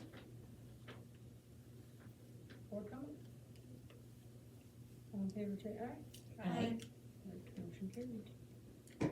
Right, and the second one is the interest accrual on the CD. Did you Right. discuss that? Typo, I left out a one off that, so, sorry. You So did after- what? After further discussion and Carol returning, there are new developments that we wanted to share, so, I'll start. Yeah. We give the broad swath, and then in our exit interview with the auditor, I had 3 people there who knew, besides the auditor, of course, who knew a whole lot more about how this works than I do. But basically, he goes, I really don't like how that CD sits there at $40,000, and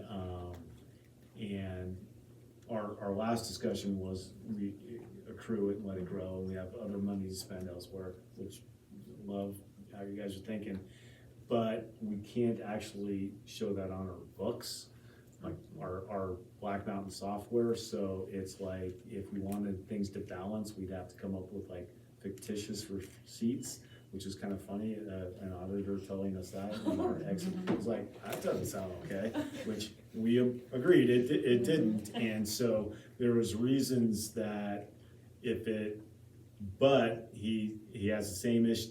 He's had the same issue in other districts with other CDs like this, that we don't even know if we can move it over so it can just show that accrual. And so then we want to bring back this issue because maybe we want to not have it accrue and then just spend it as it accrues because of this issue. And that's all I'm gonna say on the issue, because So, yes, it's, Black Mountain has, it's just, the CD is always just stayed at 40,000. The interest comes into our regular account. It used to have to be spread throughout every account, which meant 3 or 4 cents here, $1 here. Now when the interest comes back in, it goes into an administrative account. It's what we've used to buy our checks for the, activities. So anyway, my recommendation very strongly is that we try to, and I don't know even if we can now with the bank, but I would really like to get the CD back to 40,000. and move the interest into our regular activity account. Either that or it will make Darcy's life quite a bit harder. That would be my recommendation. And checks aren't cheap, so quite a bit of the interest does go to, it's not being wasted, the interest just goes into our cash, our activity account that we have access to and can be used for administrative uses. So, I mean, I am with Tom as well, that I totally understand why the school board would want the interest to accrue. It makes sense. It's just, it would be very hard to figure out. And to track it, I think that would be a Well, big one. we'd have to completely redo our Black Mountain software. Yeah. So I guess that's all I'm asking, but I do understand, it makes perfect sense. I like to roll over my CD, and the interest, but Well, with the CD maturing, it would just, what we would do is anything over the 40,000 would just go into the activity account, and we would just roll the 40,000 into the new CD. So I guess my question for you is, did you want the interest to pay out into that account monthly or at maturity? maturity makes, I mean, Yeah, it makes sense. it makes Okay. perfect Yeah, sense. okay. So that would just be the two options that we would need to know, so we would just capitalize until maturity at the end of the 15 months. And that way you're still having a little bit of the interest accrue. Right. So, Mm-hmm. just Okay. kind of maybe in between. So since we're changing something, do we have to amend that motion, or do we just? Well, we make have a something- second one for the interest accrual. Yeah, we're down on D now, so. Right, Yeah. but since we already approved it last month. No, It's yeah, just- this yep. would just override that. Yep. Alright. Yeah, so, then I guess, I will make a motion Mm-hmm. to not roll over the interest and to have it put in an activity account at maturity. and just do the 40,000. For CD number 1827141. With the added one that we added last time. All right, okay, so Billy has the first on the 40,000 with the interest going into the activity fund at maturity. Do I have a second? Second. Julie seconds. Public comment? Board comment? All in favor say aye. Aye. Right, motion carried. Did you get all that, Darcy? Yeah. All right, sorry about that, now it's your turn. You have the agreement on there for F that we moved to A. Okay, so we moved F up to A, it's the last thing in your packet, okay? And, so it was brought to my attention, last year, so the verbiage in, the student handbooks are, as it reads there, so I just printed it off, and so, this matter got brought up, and, so I met with, some folks, and, we're gonna go, hey, that's why we have meetings like this, is we discuss that. So a year and change, I don't know, you guys tell me, this language got put into the handbook. It's about anyone, 8th grade or under, must, be with an adult who, takes responsibility for them when they come to basically games. That'd be the big things. And, there might be, some folks that think that maybe, that should change.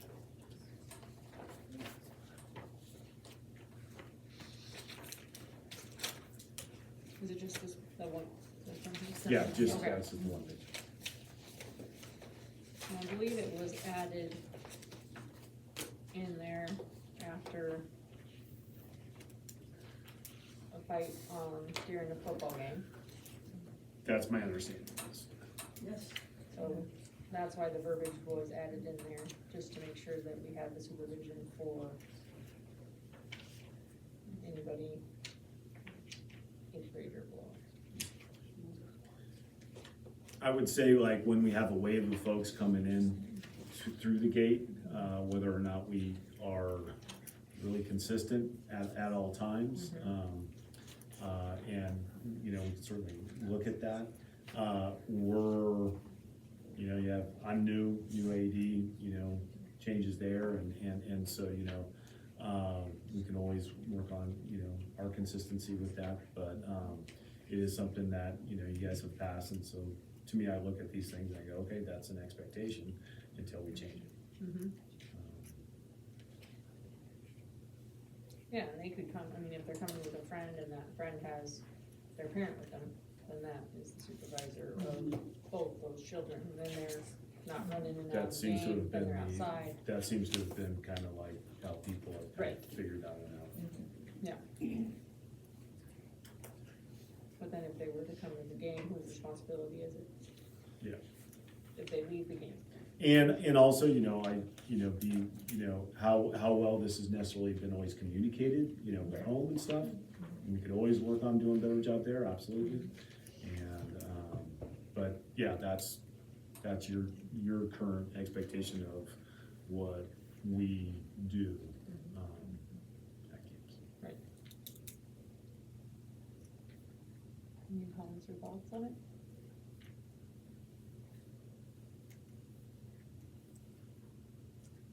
Is it a liability issue?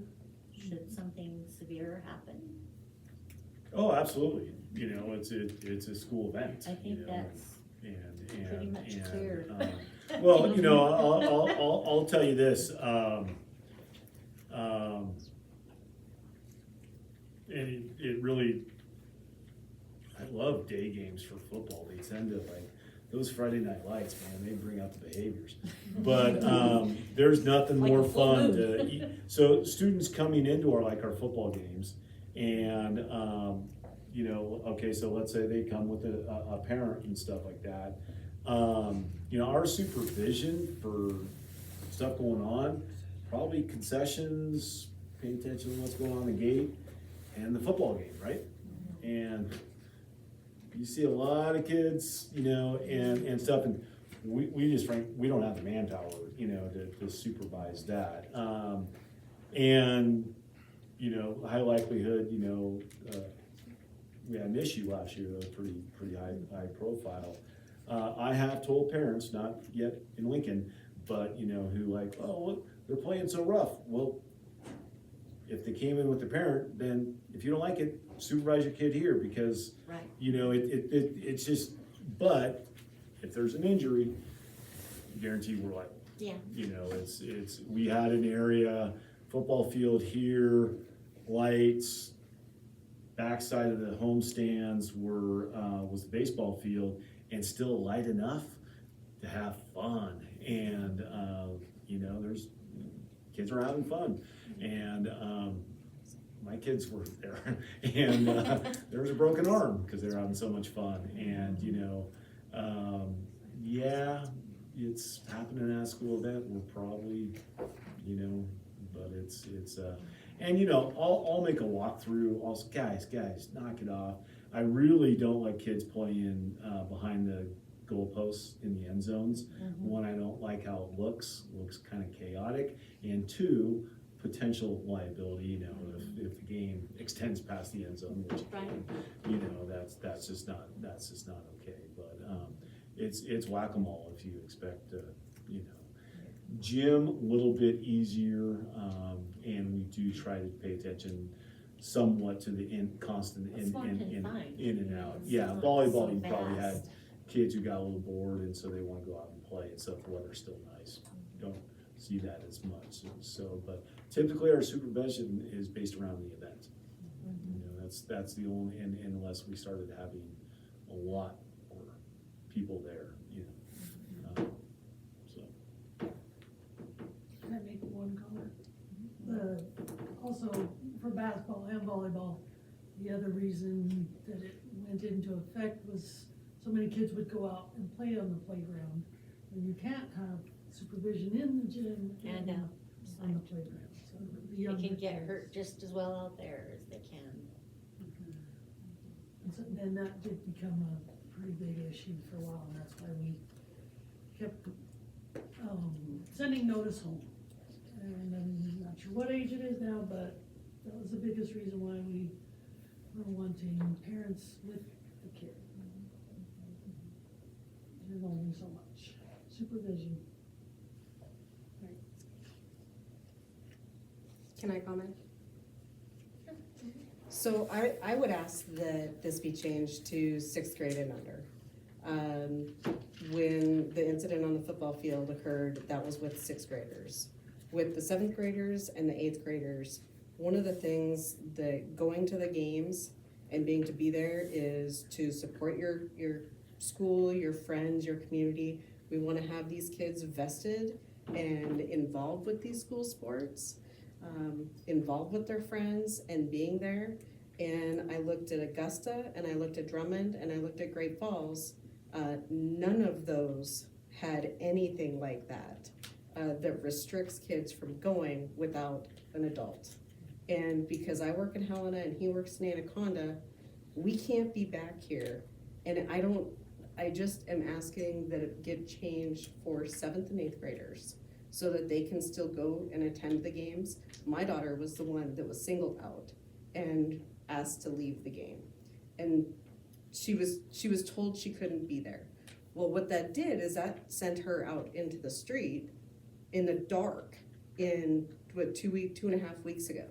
So if we're talking about liability, whose liability is it then that my daughter is down on the street when she had been at the game for 40 minutes and there were other kids that were there that also didn't have an adult with them?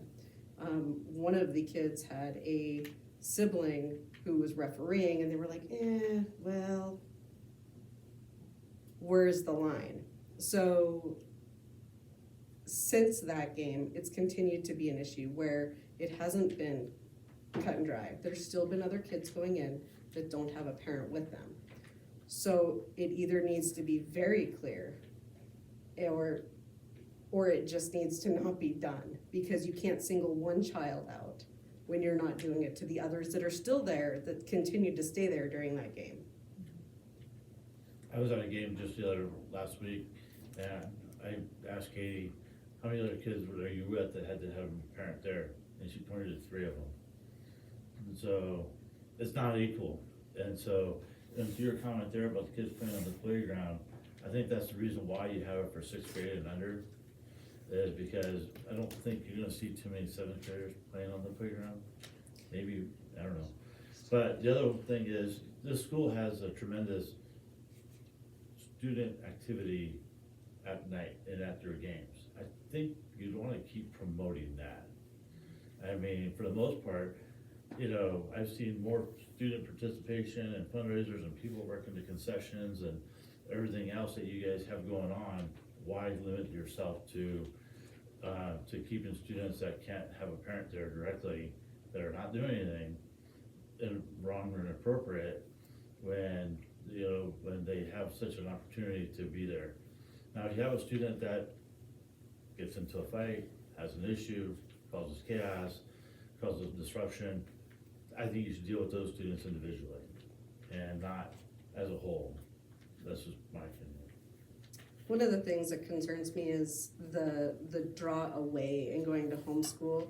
And I feel that if we can continue to keep our kids in school, there is so many reasons to have our kids in school. There's the social aspect, I think, is the biggest reason of that. And if we can keep them involved at this younger age, when they get older, you won't have that issue. One of the things that I think we could do would be have an assigned student section. There really isn't a student section. You see students all over throughout the gym. Then you're going to have them all fairly localized. The one thing, when I read through Great Falls, is I grew up in Great Falls. I never had to have an adult with me to go to a middle school basketball game or volleyball game. I would stay after school and I would ride my bike home when I was done. You guys that are local here, when you were in junior high, did you have to have a parent with you to attend the game? No, but I mean, to play devil's advocate, 25 years ago was very different than today also. I completely understand. So in But it was reading, worse. hold on. And I'm way older than them. So, in Great Falls has one handbook for all of their junior high and high schools. And what they have under spectator comment, any person who behaves unsportsmanlike or inappropriate manner during an event may be ejected from the event and or denied permission to access school buildings, school property, or school events. Examples of unsportsmanlike or inappropriate conduct include, but are not limited to, using vulgar or obscene language or gestures, consume, possess, distribute, or under the influence of any alcoholic beverage, marijuana, or illegal controlled substance, possessing a weapon, fighting or otherwise striking or threatening another person, failing to obey the instructions of a security officer or district employee, referee, judge, or event official, engaging in an activity that is illegal, disruptive, or violates district policies, school property, means, school buildings, blah, blah, blah. Upon administrative recommendation, the superintendent may deny future admissions for a period of time up to 1 week to any person violating policy 4315. Any long-term suspension greater than 1 week must be approved by the school board. The superintendent will notify such action be delivered by mailing a notice sent by a certified mail with a return receipt requested containing a description of the unsportsmanlike or inappropriate conduct, the time period that the admission to school events will be denied, and the procedures to which the person may appeal. And so what they have done, and it was very similar in Drummond Augusta, is they're dealing with this on an individual basis. If you have a person coming in who is cheering for their team, encouraging good sportsmanship, and not causing any problems, you're now limiting them to being able to come to these events. What I would recommend is that this be looked at for junior high and high school, be looked at under a case-by-case scenario.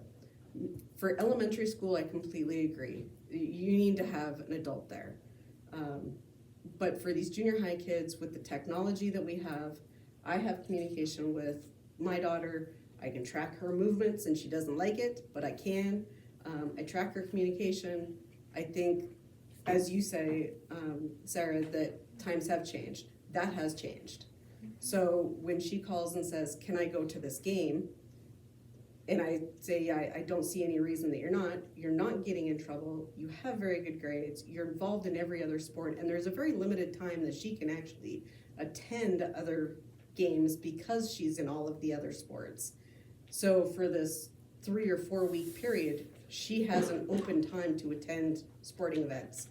It's hard for me as the parent to say, no, you can't do that.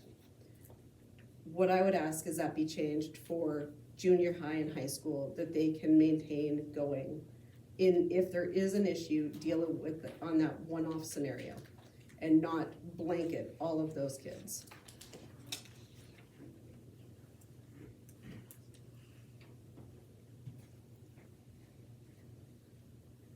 Any thoughts? Yeah, I mean, I definitely think pre-K through 6th grade, they absolutely have to have a parent or an adult responsible for them. I mean, I wouldn't be opposed to taking out 7th and 8th grade. I guess provided that we have something in writing, I guess, and we might already, I haven't read the handbook recently, for conduct and what it looks like if that's not followed. Yeah, I could relook at it too, you know, because it might be some broader points. And 2 of you were not on the board last year when this was passed, so obviously there was a lot of discussion. Yeah. This went into effect when? You guys remember? December? November. November? Okay. One of the things that kind of, I could be wrong on this, but if I'm trying to remember back that far, is we talked some about that, but that leaves a lot of responsibility on the staff that's at the games, and we don't have the manpower to regulate that many kids. If we had, 4 or 5 more adults there that could watch kids, it would be a different story, but they're just unsupervised, and that draws that safety concern that we aren't able to supervise them when they are here. So to that point, Billy, you're not even checking them as they walk in the door to see if they have a parent with them. But certain kids are singled out when theirs is known to not be there. So that isn't very inconsistent. If his kids get singled out, that's different. So, As- yeah, and I think we can, is it the policy or the lack of consistency? You know, I think there's two different discussions going here. And I've already said, oh yeah, we can improve making sure everybody knows this and trying to do a more consistent job there. Being something new, yeah, I was vaguely aware of it, you know, but, you know, I wasn't here when we went through that. So I really think, it's unfortunate that there's a belief that someone was singled out. I don't think that was the case. I think in this instance, it did happen. I don't believe there was any sort of targeting going on, but, you know, just, I'm not sure we're ever gonna, you know, solve that one. I don't think there was any ill intent on it, but, you know, if one kid comes, you know, to the person at the gate and then they're the only, yeah, that might get questioned. Could we do a better job? Absolutely. So then it's just, okay, so yeah, absolutely, cleanup, absolutely. But then it's really just, you're looking at the age. I honestly we haven't done it long enough to have really good data to tell us, you know, is it solving some of the things we wanted to solve at not, because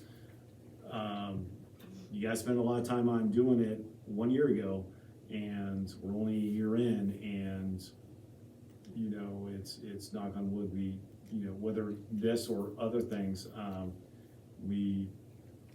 other than some, you know, concern over this policy from, you know, one set of parents, we haven't had any other, you know, feedback as far as that, so. So, can I ask a question?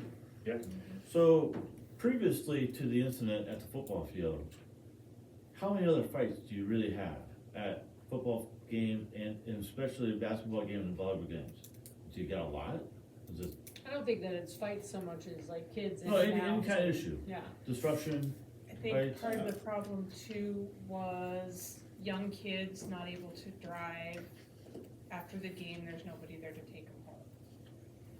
What do you do then? Do you keep staff afterwards trying to track down a parent? I mean, that's kind of a huge deal, because then it's in the same case. Do you just push them out and say, well, good luck, kid? I mean, you don't wanna do that. Well, and I agree with that. In our scenario, I knew I was going to be home by the time that game got done. So I had that already worked out. But I do acknowledge that that could be a concern. I would be all for dropping it to 6th, pre-K through 6th. But I think that parents of children who are under that age need a reminder letter. This is what's going to happen. You need to be here to man your children, because if problems arise, they won't be allowed to come. And then also for 7th and 8th, to have an agreement that they, you know, you can go and watch the game, you don't have to have parental permission, but there are gonna be rules for you as well. Absolutely. They have to have parental But permission to different- go. Well, They just yeah, don't have to have a that's parent what I there. mean. Yeah, you have to have parental permission, but that they wouldn't necessarily fall under the same guidelines of those who need parents to be there. I mean, because 7th and 8th graders could get into trouble too, and they need to be aware of, okay, you're gonna have a consequence also if something arises and you are a part of it. But I think the parents of the younger kids might need a little bit of reminder that you're the parent, please be present to help your kids. There were multiple 6th graders there without parents, or without an adult. Last year, the policy was changed because of an incident that was on the football field. And in that incident, parents of everybody involved was there. And looking at how the policy has taken place, or has been effective this year, parents are still at the games, however, they are not monitoring their children. Last year it was, you had to be with your child had to sit next to you. And then go to the football game this year, you see kids running behind the concession stand, you see them running on the side by the porta potties, you see them running all over. So there's a kind of a lack of consistency there. And I don't think that because the policy. It's not our job to. And with that being round up said, the and parents. that being said, is Right. But last year they did. I'll say is the, you know, we're legally allowed to have the contest with no spectators, so that's just not, I mean, and unless we're hiring staff to be To here, babysit kids, yeah. like 5 sitting on each side, and I mean, it become a police state. It's just, yes, we expect you to come with your kids, you know, whether, you know, most kids I see have figured out, okay, you know, come in with another adult, whether that's true or not, whether, you know, is at the end of the day is, hey, folks, we expect you to supervise our kids, we announce it, and then we don't police that. It's just, you know, for that to be an expectation of staff, I would say, hey, you gotta be a parent or not, if we have to start taking on that role, that would be ridiculous. I agree that would be a lot, but that was how it worked last year. The administration would police that, and if they saw kids running around, they'd be like, where's your parent? They'd have to go back and sit with the parent. Yeah. That's just how it was last year. Yeah. Especially on the fact that the kids are running around behind the football stadiums, they're doing something that they're not paying attention to the game, they're not involved in the activity, then, yeah, It just- 86 them. I just didn't feel like the policy was that effective this year. Again, there is nothing more fun than a little kid coming and playing with his buddies off to the side, and if they're playing, I think it's awesome. I'm just gonna tell you, I think it's awesome. When those situations arise, hey, parents, parent your kid. Yeah. And if you're choosing to let them go back there, of course, yeah, if the broken arm happens, you know, there's probably, but that's your choice of, you know, where's your super. So the fight that broke out last year is not the school's responsibility, other than it happened at a school event. That was the parents' responsibility for monitoring where their kids. The fact that the school allows it to go on, we do not, just in a very pragmatic sense, we do not have the manpower to oversee that. And in some ways, that is true in the gym as well. Unless You the know, parents want to pay a babysitter. the coming and goings is like, we could have it, hey, the kid walks in, it's just like a dance. You walk into a dance, you're there to go. You stay. You decide to leave, You're out. you're not allowed You're back not in. back Even if parents are in there, you know, because the ones that are choosing not to do it. So this has gotta be the most age-old, you know, kind of discussions that we can just keep going around in circles is we have a policy that's barely off the ground. Yeah, I'll admit, it's not been a point of emphasis of mine. It's not, again, I have high expectations of parents, you know, and we said, you've got to, you know, come in and I'll take it. I could have done a much better job on the enforcement. If it's changed to 6th grade, you know, again, we'll try to keep cleaning it up. I'm perfectly fine. I don't think putting it at 8th grade, I would have to say, just put it out there. There might have been a reason you put it at 8th grade because it involved the current 7th graders that we had a fairly big incident with, so. Well, we used to could come, like you said, but you know what? with my parents, if I got in trouble at school, I was twice as much in trouble with them because my parents parented me. You can ask her, And it's, it it's is- double. You know, And I'm gonna there's say, a we, difference. guys, I'll say this Yeah. till I come, we got the nicest kids in the world here, but they're still kids. They are kids. And there's gonna be occasionally conflict, and we're gonna have to figure out how to work through it. I just know, the soup, our focus is on putting on a great event and expecting spectators to behave themselves. And, you know, I know our parents are gonna get excited, and, you know, occasionally I have to have a, you know, conversation. I've gone to 0-60 a few times to boot somebody out, but generally it's a, hey, can we talk? Can you turn it down a bit? You know, that's 9 times out of 10, you know, what it's gonna be. That's with the adults.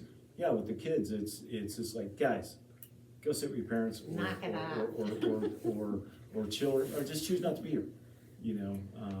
And with you saying that too, you kinda know who they are, right? I mean, you kinda know who the troublemakers are, you kinda know who, these two are clashing, this, that, and the other. I would say I disagree, because, you know, trouble can come in a lot of different ways, and there can be a lot of subtlety that is not always the nicest things in the world. So I try to not. I hear you, but when I was growing up, we know who the ones that are out behind the gym, we knew who the ones that were out behind over here. We knew the ones who was outside smoking cigarettes, we're not supposed to be smoking cigarettes, right? I mean, we're not that tunnel vision, are we? I mean, there is. I still say deal with it on a case by case basis. Yes, absolutely. But you know who that is. Can I say, last year the incident was with 6th graders, so I don't see why the rule was enforced up to 8th grade. Because the problem that happened was with younger people, and they did have parents there, but the problem was with younger people, and all the incidents at basketball games were also with like 3rd graders, whatever it is, with younger people. I don't see why it's up to 8th grade when none of the 8th graders or 7th graders were causing any problems. I have 2 different things just to kind of say, just being a high schooler that's been through this for my entire life. The first thing is, I feel like if we do it by the case of we know who the troublemakers are, that's where the targeted comes from, I feel like. If we keep our eyes strict, and that's how we don't want to single out issues starting there, I feel like that'd be a huge cause of, oh, you're only watching them, and it's very easy to like say who the troubled kids are just from certain people's perspectives, but also not seeing how other kids like act behind closed doors. That's a very easy thing to like be misconstrued almost. So I feel like if we were to say like just keep an eye on the troublemakers, that's how we're targeting them, especially because I feel like different teachers see different sides of kids, which would be like hard to be based off of like who are really the troublemakers or who just act different in front of different people. And I feel like as someone who grew up here and like I've always gone to the games, I've also always gone to the game with a parent. Like I can even say like growing up, like I would go to, if my mom wasn't coming to the games, like I'd go to the games with Stevie and her family, or I'd go to the games with like Rogan and their family. And in 6th grade through like 8th grade, that's like an age gap where you do test your limits. Like I've been that age, like, and freshman and up is when you start building respect for people, especially in the community, because you understand like that's when you start fundraising stuff. You understand how much the community does for you, so that's when you're giving the respect back to them. That's when you're friends with older classmates, so you can get rides back. You have like secured stuff, like you know, like you have respect for your older people, and I just feel like 7th through 8th grade is a huge part about understanding life and high school and just like respect and how you treat others. So I feel like if you were to lower it back down to 6th grade, it's still really easy for the 7th and 8th graders that do show up. They're still learning how to have that respect for them, and I feel like that's where incidents can occur. And I also feel like whether they're with friends or family or parents or not, because I've been that grade here. I feel like they didn't start it at 6th grade originally also because 7th grade isn't playing in a sport, but they're also going to watch those sports too. So they can't just start at 6th grade and say 6th grade and under, because 7th grade can still be involved with that. 7th graders do not have a license to drive home or anything like that. So if you are going to the game unsupervised, they still have that opportunity to get involved in other things. So, And I will say, Lincoln is the only place that I've found, if you find another place that has this policy in place, let me know. but it can still be handled on a case-by-case basis, and I think it's a great, McKenna, like you said, I think it's a great education opportunity to educate these kids how they should be acting. If they're acting out of line, you educate them and give them that education on, this is unacceptable, And it may only this is your take just consequence. a comment, And to change it around and for it may- those older kids. If that one kid gets it, the other kids are gonna go, oh, dang, not doing that, because I don't want my parents to hear You know about that. better than that, shape up. So, focus on what we know. We have a policy with 8th grade on it, and a request that it go to 6th grade. Hey, you have your superintendent say, yeah, we could probably clean up, a couple things, communication, consistent enforcement, or, Reminders. pay more attention to that. And then, okay, we don't have enough really data points to see good or bad, or, how this is working. And, I really respect, opinions, and we can differ and stuff like that, but, you have something you put in place for 1 year, and you have one, complaint. Was it a knee-jerk reaction? What's that? Was it a knee-jerk reaction? Was it building up too much, and then now we're feeling some of these constraints? Well, okay, so was the creation of the policy a knee jerk? Going up to 8th grade. Or maybe it was long overdue, I don't know, I wasn't here. And then 2 is, have we given enough time to, really kind of vet out some of the issues, and stuff, so. And before we change anything, I think we should get some sort of feedback from the people that are running the games. Because I don't go to a lot of games. I don't get to make them, unfortunately, most of the time. But my understanding is we usually have about the same group of people running the door and refereeing. And it's a small group of people that do it. They don't get paid very well, I know that much. And like I said, this is one of the topics that brought us to this, is not having the manpower and ability. And if we're gonna lower it, I would like their opinion on how much that's gonna impact how they do their job. And I feel like that was kind of the leading thing into this, is we are not capable to handle a mass amount of people that we have at the games. We can't police them. You go to most your AA schools, even B's, they have police officers at all their sporting events. We don't do that. So our policies are gonna be different because of our unique situation. And if we had more staff that could be there and had to be there and were able to help police, I think that age group could go down. But we're already taxing a group of people, like I said, a small group of people. It's already going above and beyond what they're already need to. They're doing it for the school, for the kids already. And I would want their opinions also on how much that affects their day-to-day job. Because if we lower the age group and it taxes them more and we lose more help at these games, then we can't put games on. So I think that's an important factor we need to add to this conversation. Right now, it's agendized just as a discussion item. Yeah. So it wasn't agendized that, there can be any movement. That's typically, the way it goes, kind of, whether we address this next month, or we, to change, that would be your first opportunity, or we, you want, hey, let's kind of play some stuff out, and let's try to, take care of a few things that we've identified along the way, just looking for some direction. Yeah, if we could get some feedback. Good. If you wanna collect some feedback, and then we can bring it. Maybe from the smaller schools too, and how they're dealing with the same issues. Yeah, kids being left and not being picked up, how do they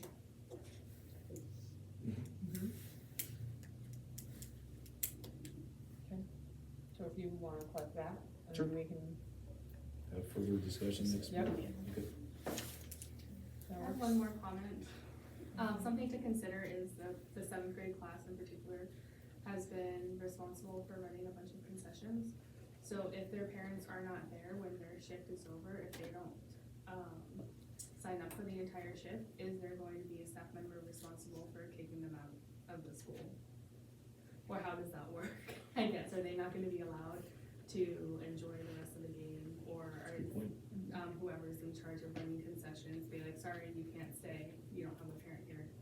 And then that kid's like, well, I'm waiting for this other parent to come pick me up, or like whatever, like, that's just something to consider. I don't think at the end of the day, we're ever gonna have a perfect system. We are never gonna have a policy and supervision and,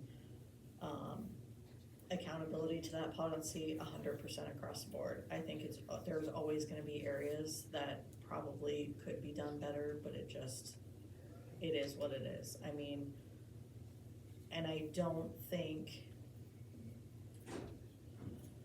think it would be awesome if we just had parents more involved. And if your kid is working concessions and they are supposed to be done at 6, then you're here to pick up your kid at 6, or you're here to watch the game with them, or, yeah, I just don't, as long as everybody understands, it's not gonna be perfect. And in a day and an age where parents have to work, and especially in a small town like Lincoln, where a lot of people have to work outside of town, you're asking a lot. And what I'm trying not to do is continue to put the onus on my friends. And Right. that, I have to do a lot of that during sports. And so Yeah. I don't like doing that when it's not something where I need her picked up at 5:30 and I can't be here till 6. I mean, it'd be one thing like if she wasn't like doing much, but I mean, my gosh, she does the BPA, she does concessions, she does basketball, she does volleyball, she does track and field. I mean, my gosh, she lives here after school. It's not like she does. And she's an honor roll Right. student. And she's a straight A student. I mean, I'm not trying to toot Katie's horn, but I mean, there's a lot of things that I think you would want, students like Katie at your games. And Yes, and I'm not disputing that, I'm just saying, like, in doing policies, we have to take everybody into account, not just the kids that are here all the time and our good kids. We have to make sure we make policies that encompass everybody. Yeah, I hear you, and again, that's why I'm hopeful that you ask, how many problems do you have during a basketball game or volleyball game or track and field game, that that your data points are low to the point where you had a couple isolated incidences, where, what, maybe our kids aren't that bad, because, when I grew up in school, there was nothing to go outside and we're gonna beat the hell out of each other, because that's just how we did it back in school when I was growing up. I grew up inner city, so it's a little different world in here. In a very polite generation now. Right, so we'll table it, you'll get some feedback for us? Bring back some. And then we'll So bring forth. it, to next month's meeting? Yeah. Okay. Thanks for your feedback. All right, senior trip.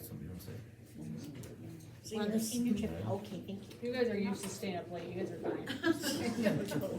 We're we're the ones ready for bed, all you have to do. We're the ones that have been in bed We have for an morning hour. practice, we have morning practice. Oh, right, forgot. We have morning practice this morning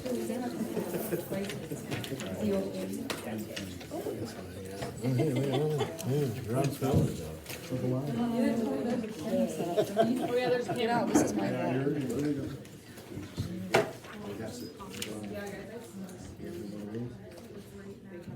Oh, you did? Just now? Sitting on my couch.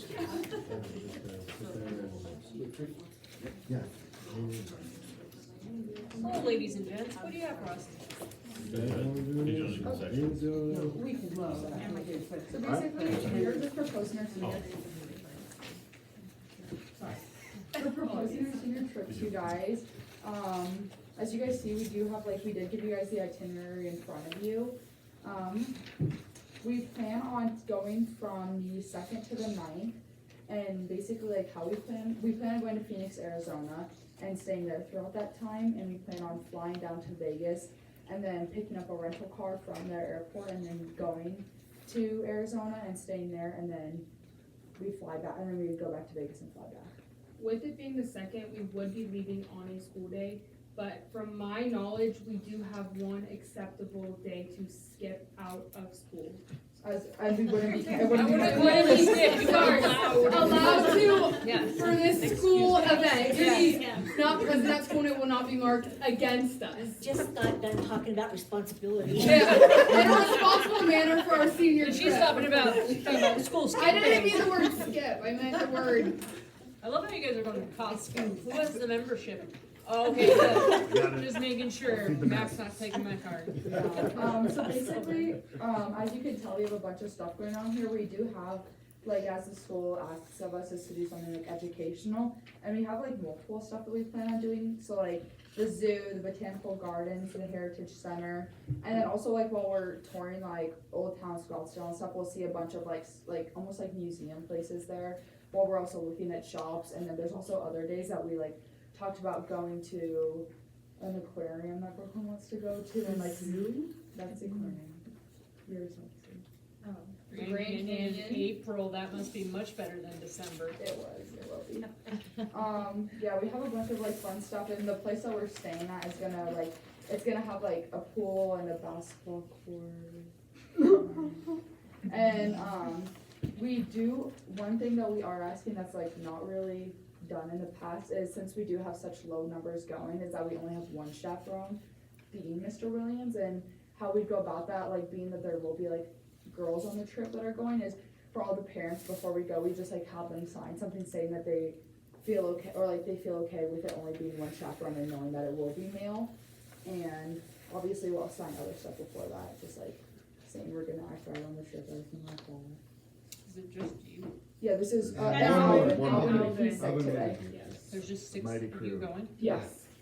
And so basically overall, as you guys can tell on like the second page, we plan on spending like, that we have set right now for everything, like say we do start buying in the next couple weeks, we plan on setting like $7,000 down. We have like around 10,000 in our account, so we'll have, that's like before our signs that we have coming in right now, as well as, another thing that we're doing, which is like our sales for pizzas and stuff, but we plan on putting all that money towards our graduation and all the kids, because everyone's helping fundraise for that. And we also plan on having a cushion when we go, that if we have any extra expenses come up, we're not looking at being in any sort of like, oh, you have to pay for this yourself at I all. think we agreed to doing about 1,500.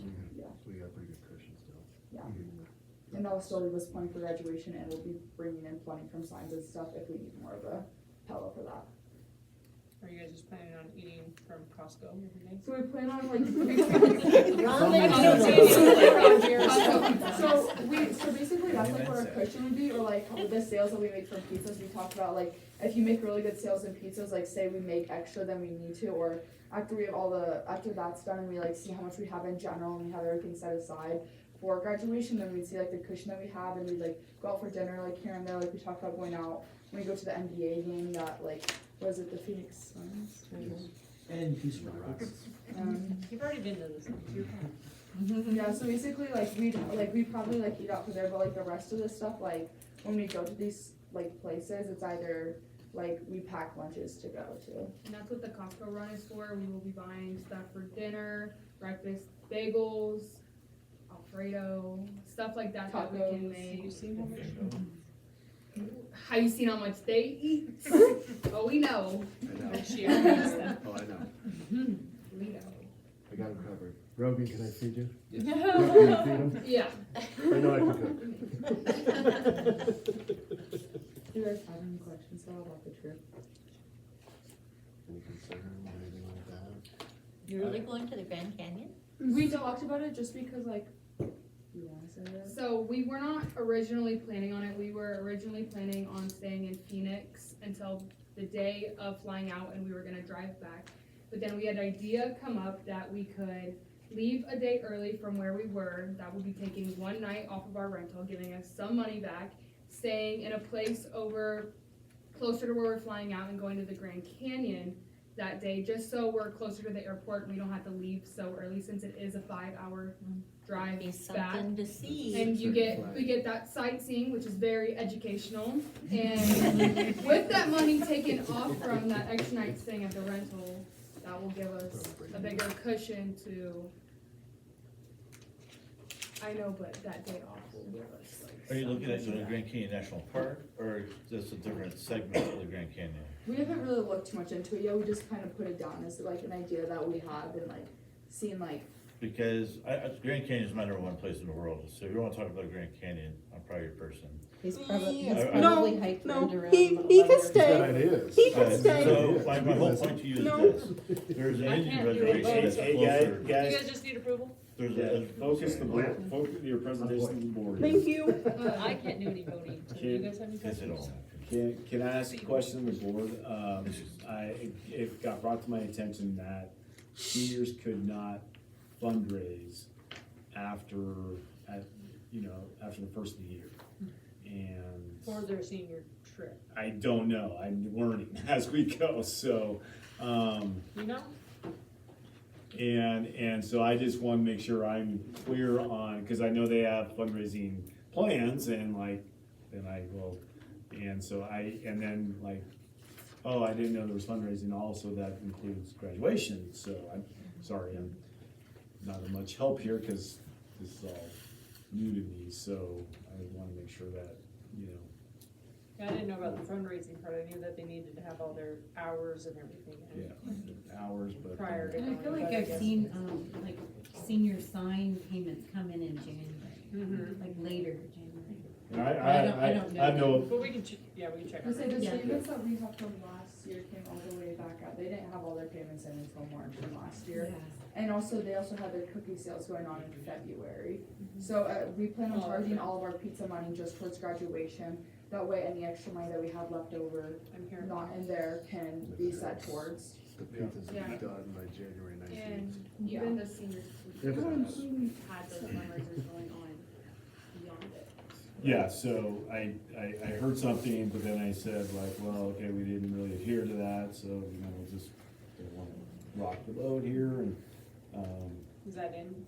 But if you There'd be a got lot less last weekend- rocking if we just got rid of the senior trip too. yeah. Hey, no, hey. Yeah, and I have seen You're this ahead as of far it, as for sure. rules written down anywhere, I'm just saying that's what somebody else. In the volunteer check.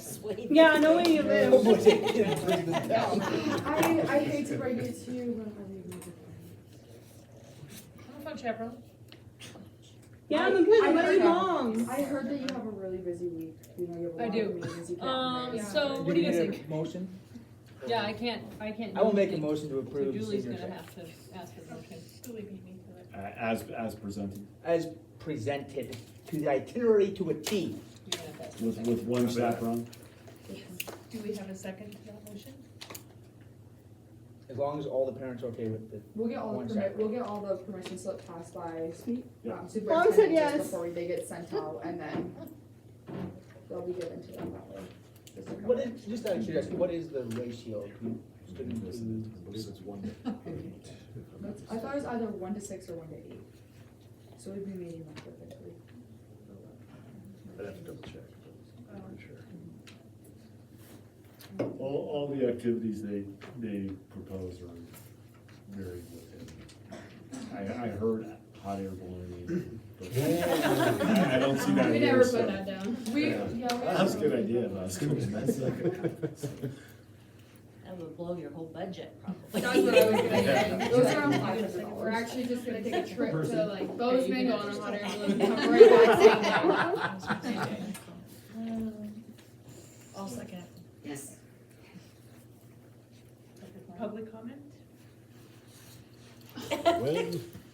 Put your hand out. Public comment? Board comment?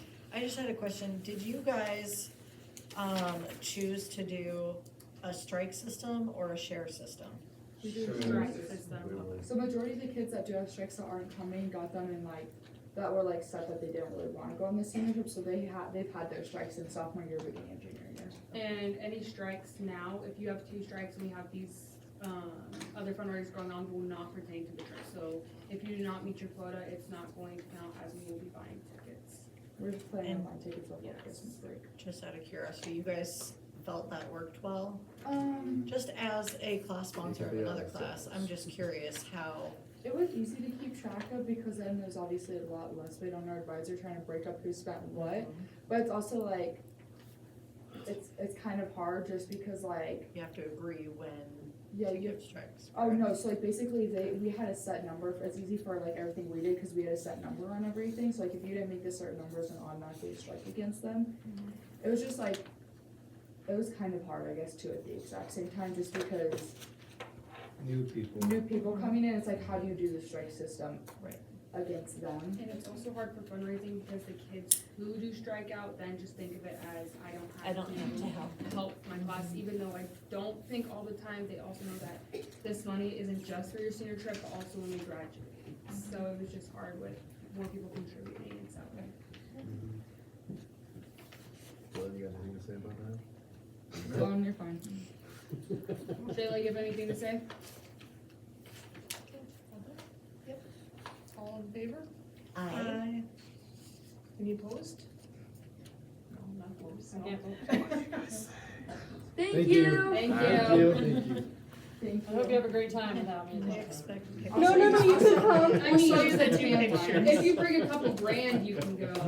No, you can come. You gotta buy your way in I know now? she does. I'll Everything you volunteer. guys, I need to go to- No, except for Enjoy your him. I think we there's no parent chaperone. Except for, I wanna know what this, except for McKenna's mom. Oh, okay, so. Yeah, I'm not leaving. Thanks, guys. Okay. No, let's talk about it. Thanks, guys. Alright. Down. Thanks. Thanks, guys. Yeah, you can come. Perfect, you go tell her. McKenna, she's coming. Yeah, she is. No, she isn't. Then your dad can come too, Shayla. Right, No. excellent, there we go. Okay, that's your resolution calling for an election. Oh, okay. So we just need to approve it. And you need, just know that you're approving it for mail. What do you pay for everything I got? I go out. I just wanna make sure you do that. Okay. Oh. You need discussion on that? I've been here since 5:57. Alright. Oh, well, you know me. And then we do, once you approve it, then we'll send it down to the county by the 15th, so are aware. I make a motion to approve the trustee resolution calling for an election in May for a mail-in only election. I second that. Seconds? Public comment? Or comment? No. All in favor, say aye. Aye. Period, that was easy. Alright, administrative assistant. position. Okay, quick discussion, and my recommendation is for you to recommend to me that I come back next month with a formal proposal.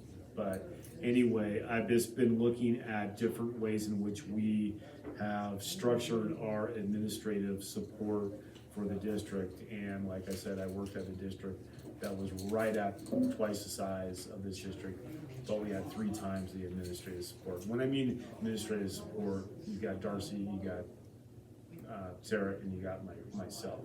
And I'm just concerned that in years past, you had assistant principals, you had additional people there. We have times in which we don't answer the phone, we don't have somebody there. We have times in which kids come in the office. You know, we have somebody doing lunch count or something like that. But I do want to say that I think we have excellent people in positions. Maybe myself, not, but you know, anyway. Even our school size, and we're running with, I just feel we're running on real thin margins as far as like with Infinite Campus has become a behemoth. And I want to come back with, I want to make sure that folks are supported and so that we can do the jobs, and I'll give some examples of like where we used to be staffed in the past, because know that, like, a lot of times administratively, we're doing the same grants as the big guys. We're doing the same attendance systems, we're doing the same, amount of student activities. It's just a lot of times we're putting smaller numbers in the same boxes, but it's still the same amount of boxes you're having to fill out. So, I'm gonna come back next month with more of a formal proposal as to what this could look like, hours proposed, and also how it stays within the budget, because we've got some flexibility, but how it stays with like Shane moving on, we freed up some of our staffing budget from the previous year, how we will not exceed that budget that we set for the year, because I think I would expect you guys to come at me, with that. And so that we can have a little bit of a pressure release on some of the things. I don't know exactly how that would look and what the exact duties would be, and not looking at that, this would be a 12-month full-time position, but something that we could, it could be simply something that I know discussions have happened in the past where, like, should we have somebody that's subbed, so they're already there, so you're not necessarily, getting the same cost, because we would be calling subs less because we have somebody who would be assigned to do that. So those are just some different angles that I'll be coming at you with. So that's what that is, about, is I just think that's an area in which we are a little thin currently with, and some of our needs. Okay, so we'll talk about that. Yep. Next meeting, Next meeting. board meeting start time. I'd love to discuss. Me too. Yes. Can we move Okay. it to 6? Um, 5:30. I brought this up last meeting, and bring it up again, and if you're interested, I'll put / approve, so it's just discussion right now. But we did this, we moved it from a 7 to a 6. I mean, it's 9:30 right now, and there's been a good meeting. We've discussed some really good, we haven't wasted any efforts. There's not frivolous stuff here, but I went to bed a half hour ago, just so you know. what's that? My ring told Yeah, me. yeah. But I was okay. sleeping and I'm not. And so, but it's just, it's, a lot of times it's at 7, so, people can get here and stuff like that. In one district, we moved it to 6, and man, I gotta tell you, I personally loved it, because. I don't think that we've had a meeting this year that has not lasted 2 hours. Well, and you got a new guy sitting here too, so you guys can blame me on this, but, it's not gonna be status quo, and, it's just like, we're gonna dive into things, and it's gonna require discussions. We're gonna look at policies that were passed a year ago, and, situations gonna arise, and, it's gonna warrant discussions. I like the idea of that. I am okay with that. I do know 6 o'clock is harder for me. I know our fire meetings used to be at 6, and we pushed them back, mostly because I was always late. By the time I get home, get the chores done, I'm not got a lot of time. But I would be okay with that, with the understanding that I may be 5-10 minutes late sometime. Which would be our reports. So. Teenagers. She's not believing chores. The twins do more work than you'll do. Yeah, I wouldn't mind 6. I think pushing it earlier than 6. I mean, if Coming from somebody that comes to the board, would you prefer an earlier time? I would love an earlier time. I'm just Well, wondering, I'm just I checking. think we'd get way more public. And also, I'll tell you, in the spring, when we get around to negotiation stuff, and we have to go into Nice closed to have session, that extra. you'll be looking at, I Yeah. already tell you, some longer, Yeah, like I said, I mean, I Joni, think 6 is thoughts on fine, I time? don't, I will show up whenever you tell me to. That's what we love you. Whatever works best for everyone. Okay, so we'll just discuss, I'll- discuss to we'll- approve something next. And that gives You mean more it may people an just stay at opportunity to read our 7, agenda and give us depending. feedback, so. Right. But at least we can just put it on that one to discuss and approve a possible change. Even if, yeah, even 6:30, but we gotta get out of here earlier. I'm gonna start bringing my pillow. Well, it's hard too, because do you start a little bit earlier and eat dinner afterwards, hopefully, or do you want to? I haven't allow ate time yet. for people? I gave up eating dinner years ago. I just eat a really big lunch. I made dinner and I left it in the oven for my kid who just left Just here. But my husband did, he got home, I'm sure, I hope. You did. Okay, love you. Okay, we'll discuss that at the next meeting.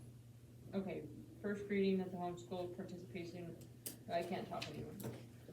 Okay, and again, this is first reading, so if you guys just wanna, I'll tell you what it's about, and, you know, I think I caught, working on with this Claire and stuff, but, I also attached behind there what the law is and what it states, you know, clearly that if the kids live in Lincoln, they have the right to, if they're in a non-public or homeschool situation, they have the right to participate in extracurricular athletics. Doesn't say anything else. Okay, and it doesn't reference co-curricular. So this is extracurricular, so anyway, I think it may be just better way to communicate. A lot of feedback. Hey, we can keep talking about this and do this for next year, but if we could pass it next month, I would love to start the second semester with this. And I just, we've gone through this, so like, again, we're always trying to get better, but I learned most of our kids go through a Celis Academy and they turn in a piece of work and it gets an A. They turn in another class, they turn in an assignment, it gets an A. They can hand that, and then they print it out once a week, so it's date stamped once a week. And unless you look at progress toward graduation, if you don't look at that, they're eligible. But the needle's never moved. And like, oh, okay.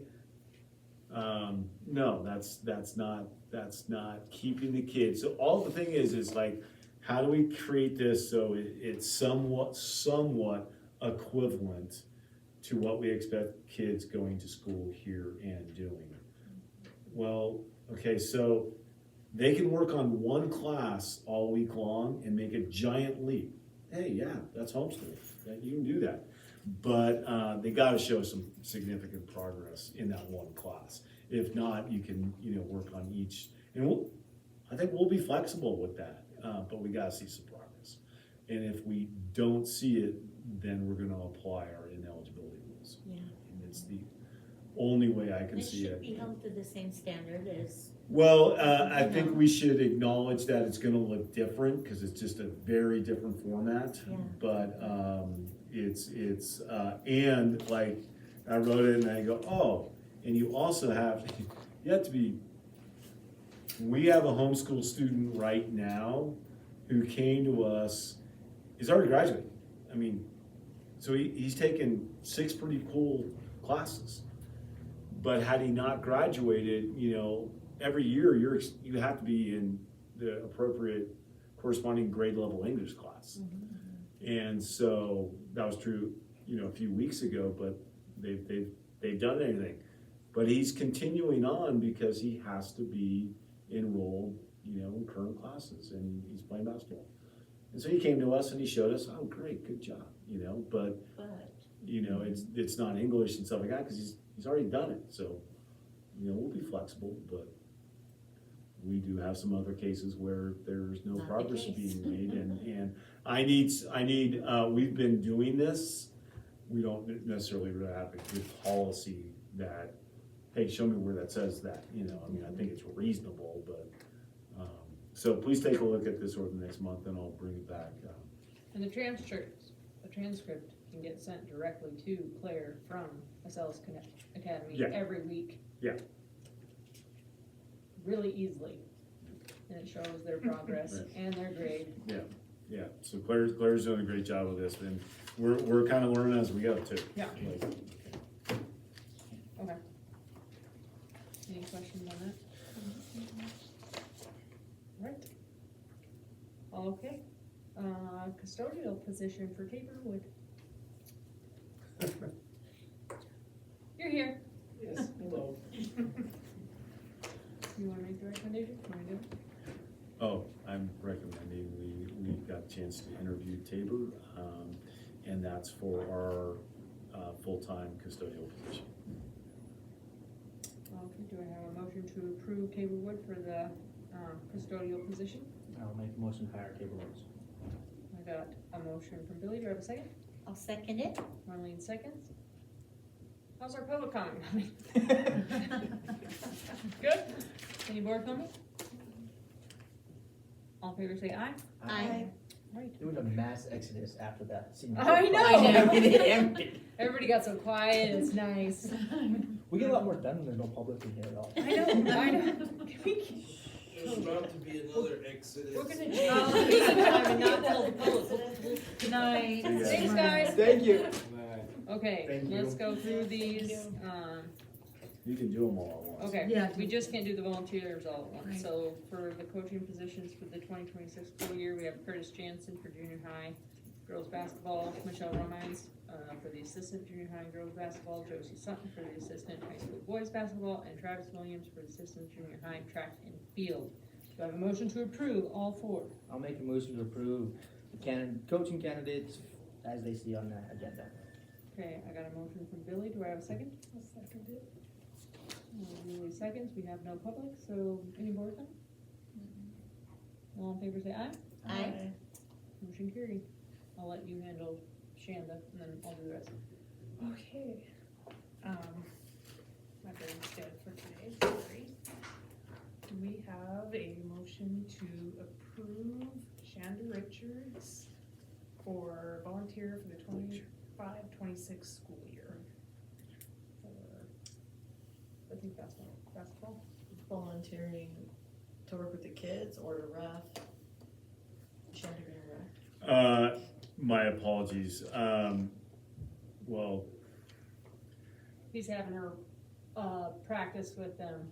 practice Oh, with to make them. teams. I had athletic volunteer and so constantly coming back for, you know, so that they can, you know, put up the flag or, you know, all these different things. I Yeah, just put just volunteers curious. kind of like it, but in general, it would be that she could practice with the basketball team. Girls basketball team. I'll make a motion. Oh, sorry, I forgot this one stuff in the wrong. I'll second. You first. And there's no public comment unless Joni has anything to say. I have you down for first. You first, then Billy seconded it. No, I first she seconded it. Right. He's right. Yeah, I just had a question. I went Why on did I order. write Sarah down first? I don't know. I'm going Because back. you're tired. I know, it's Sorry. late. This is your deal. You just, Is there any We're board on comments? 2 hours and No. 48 minutes. Oh, good. All in favor? Aye. Aye. None opposed? 4-0 abstain.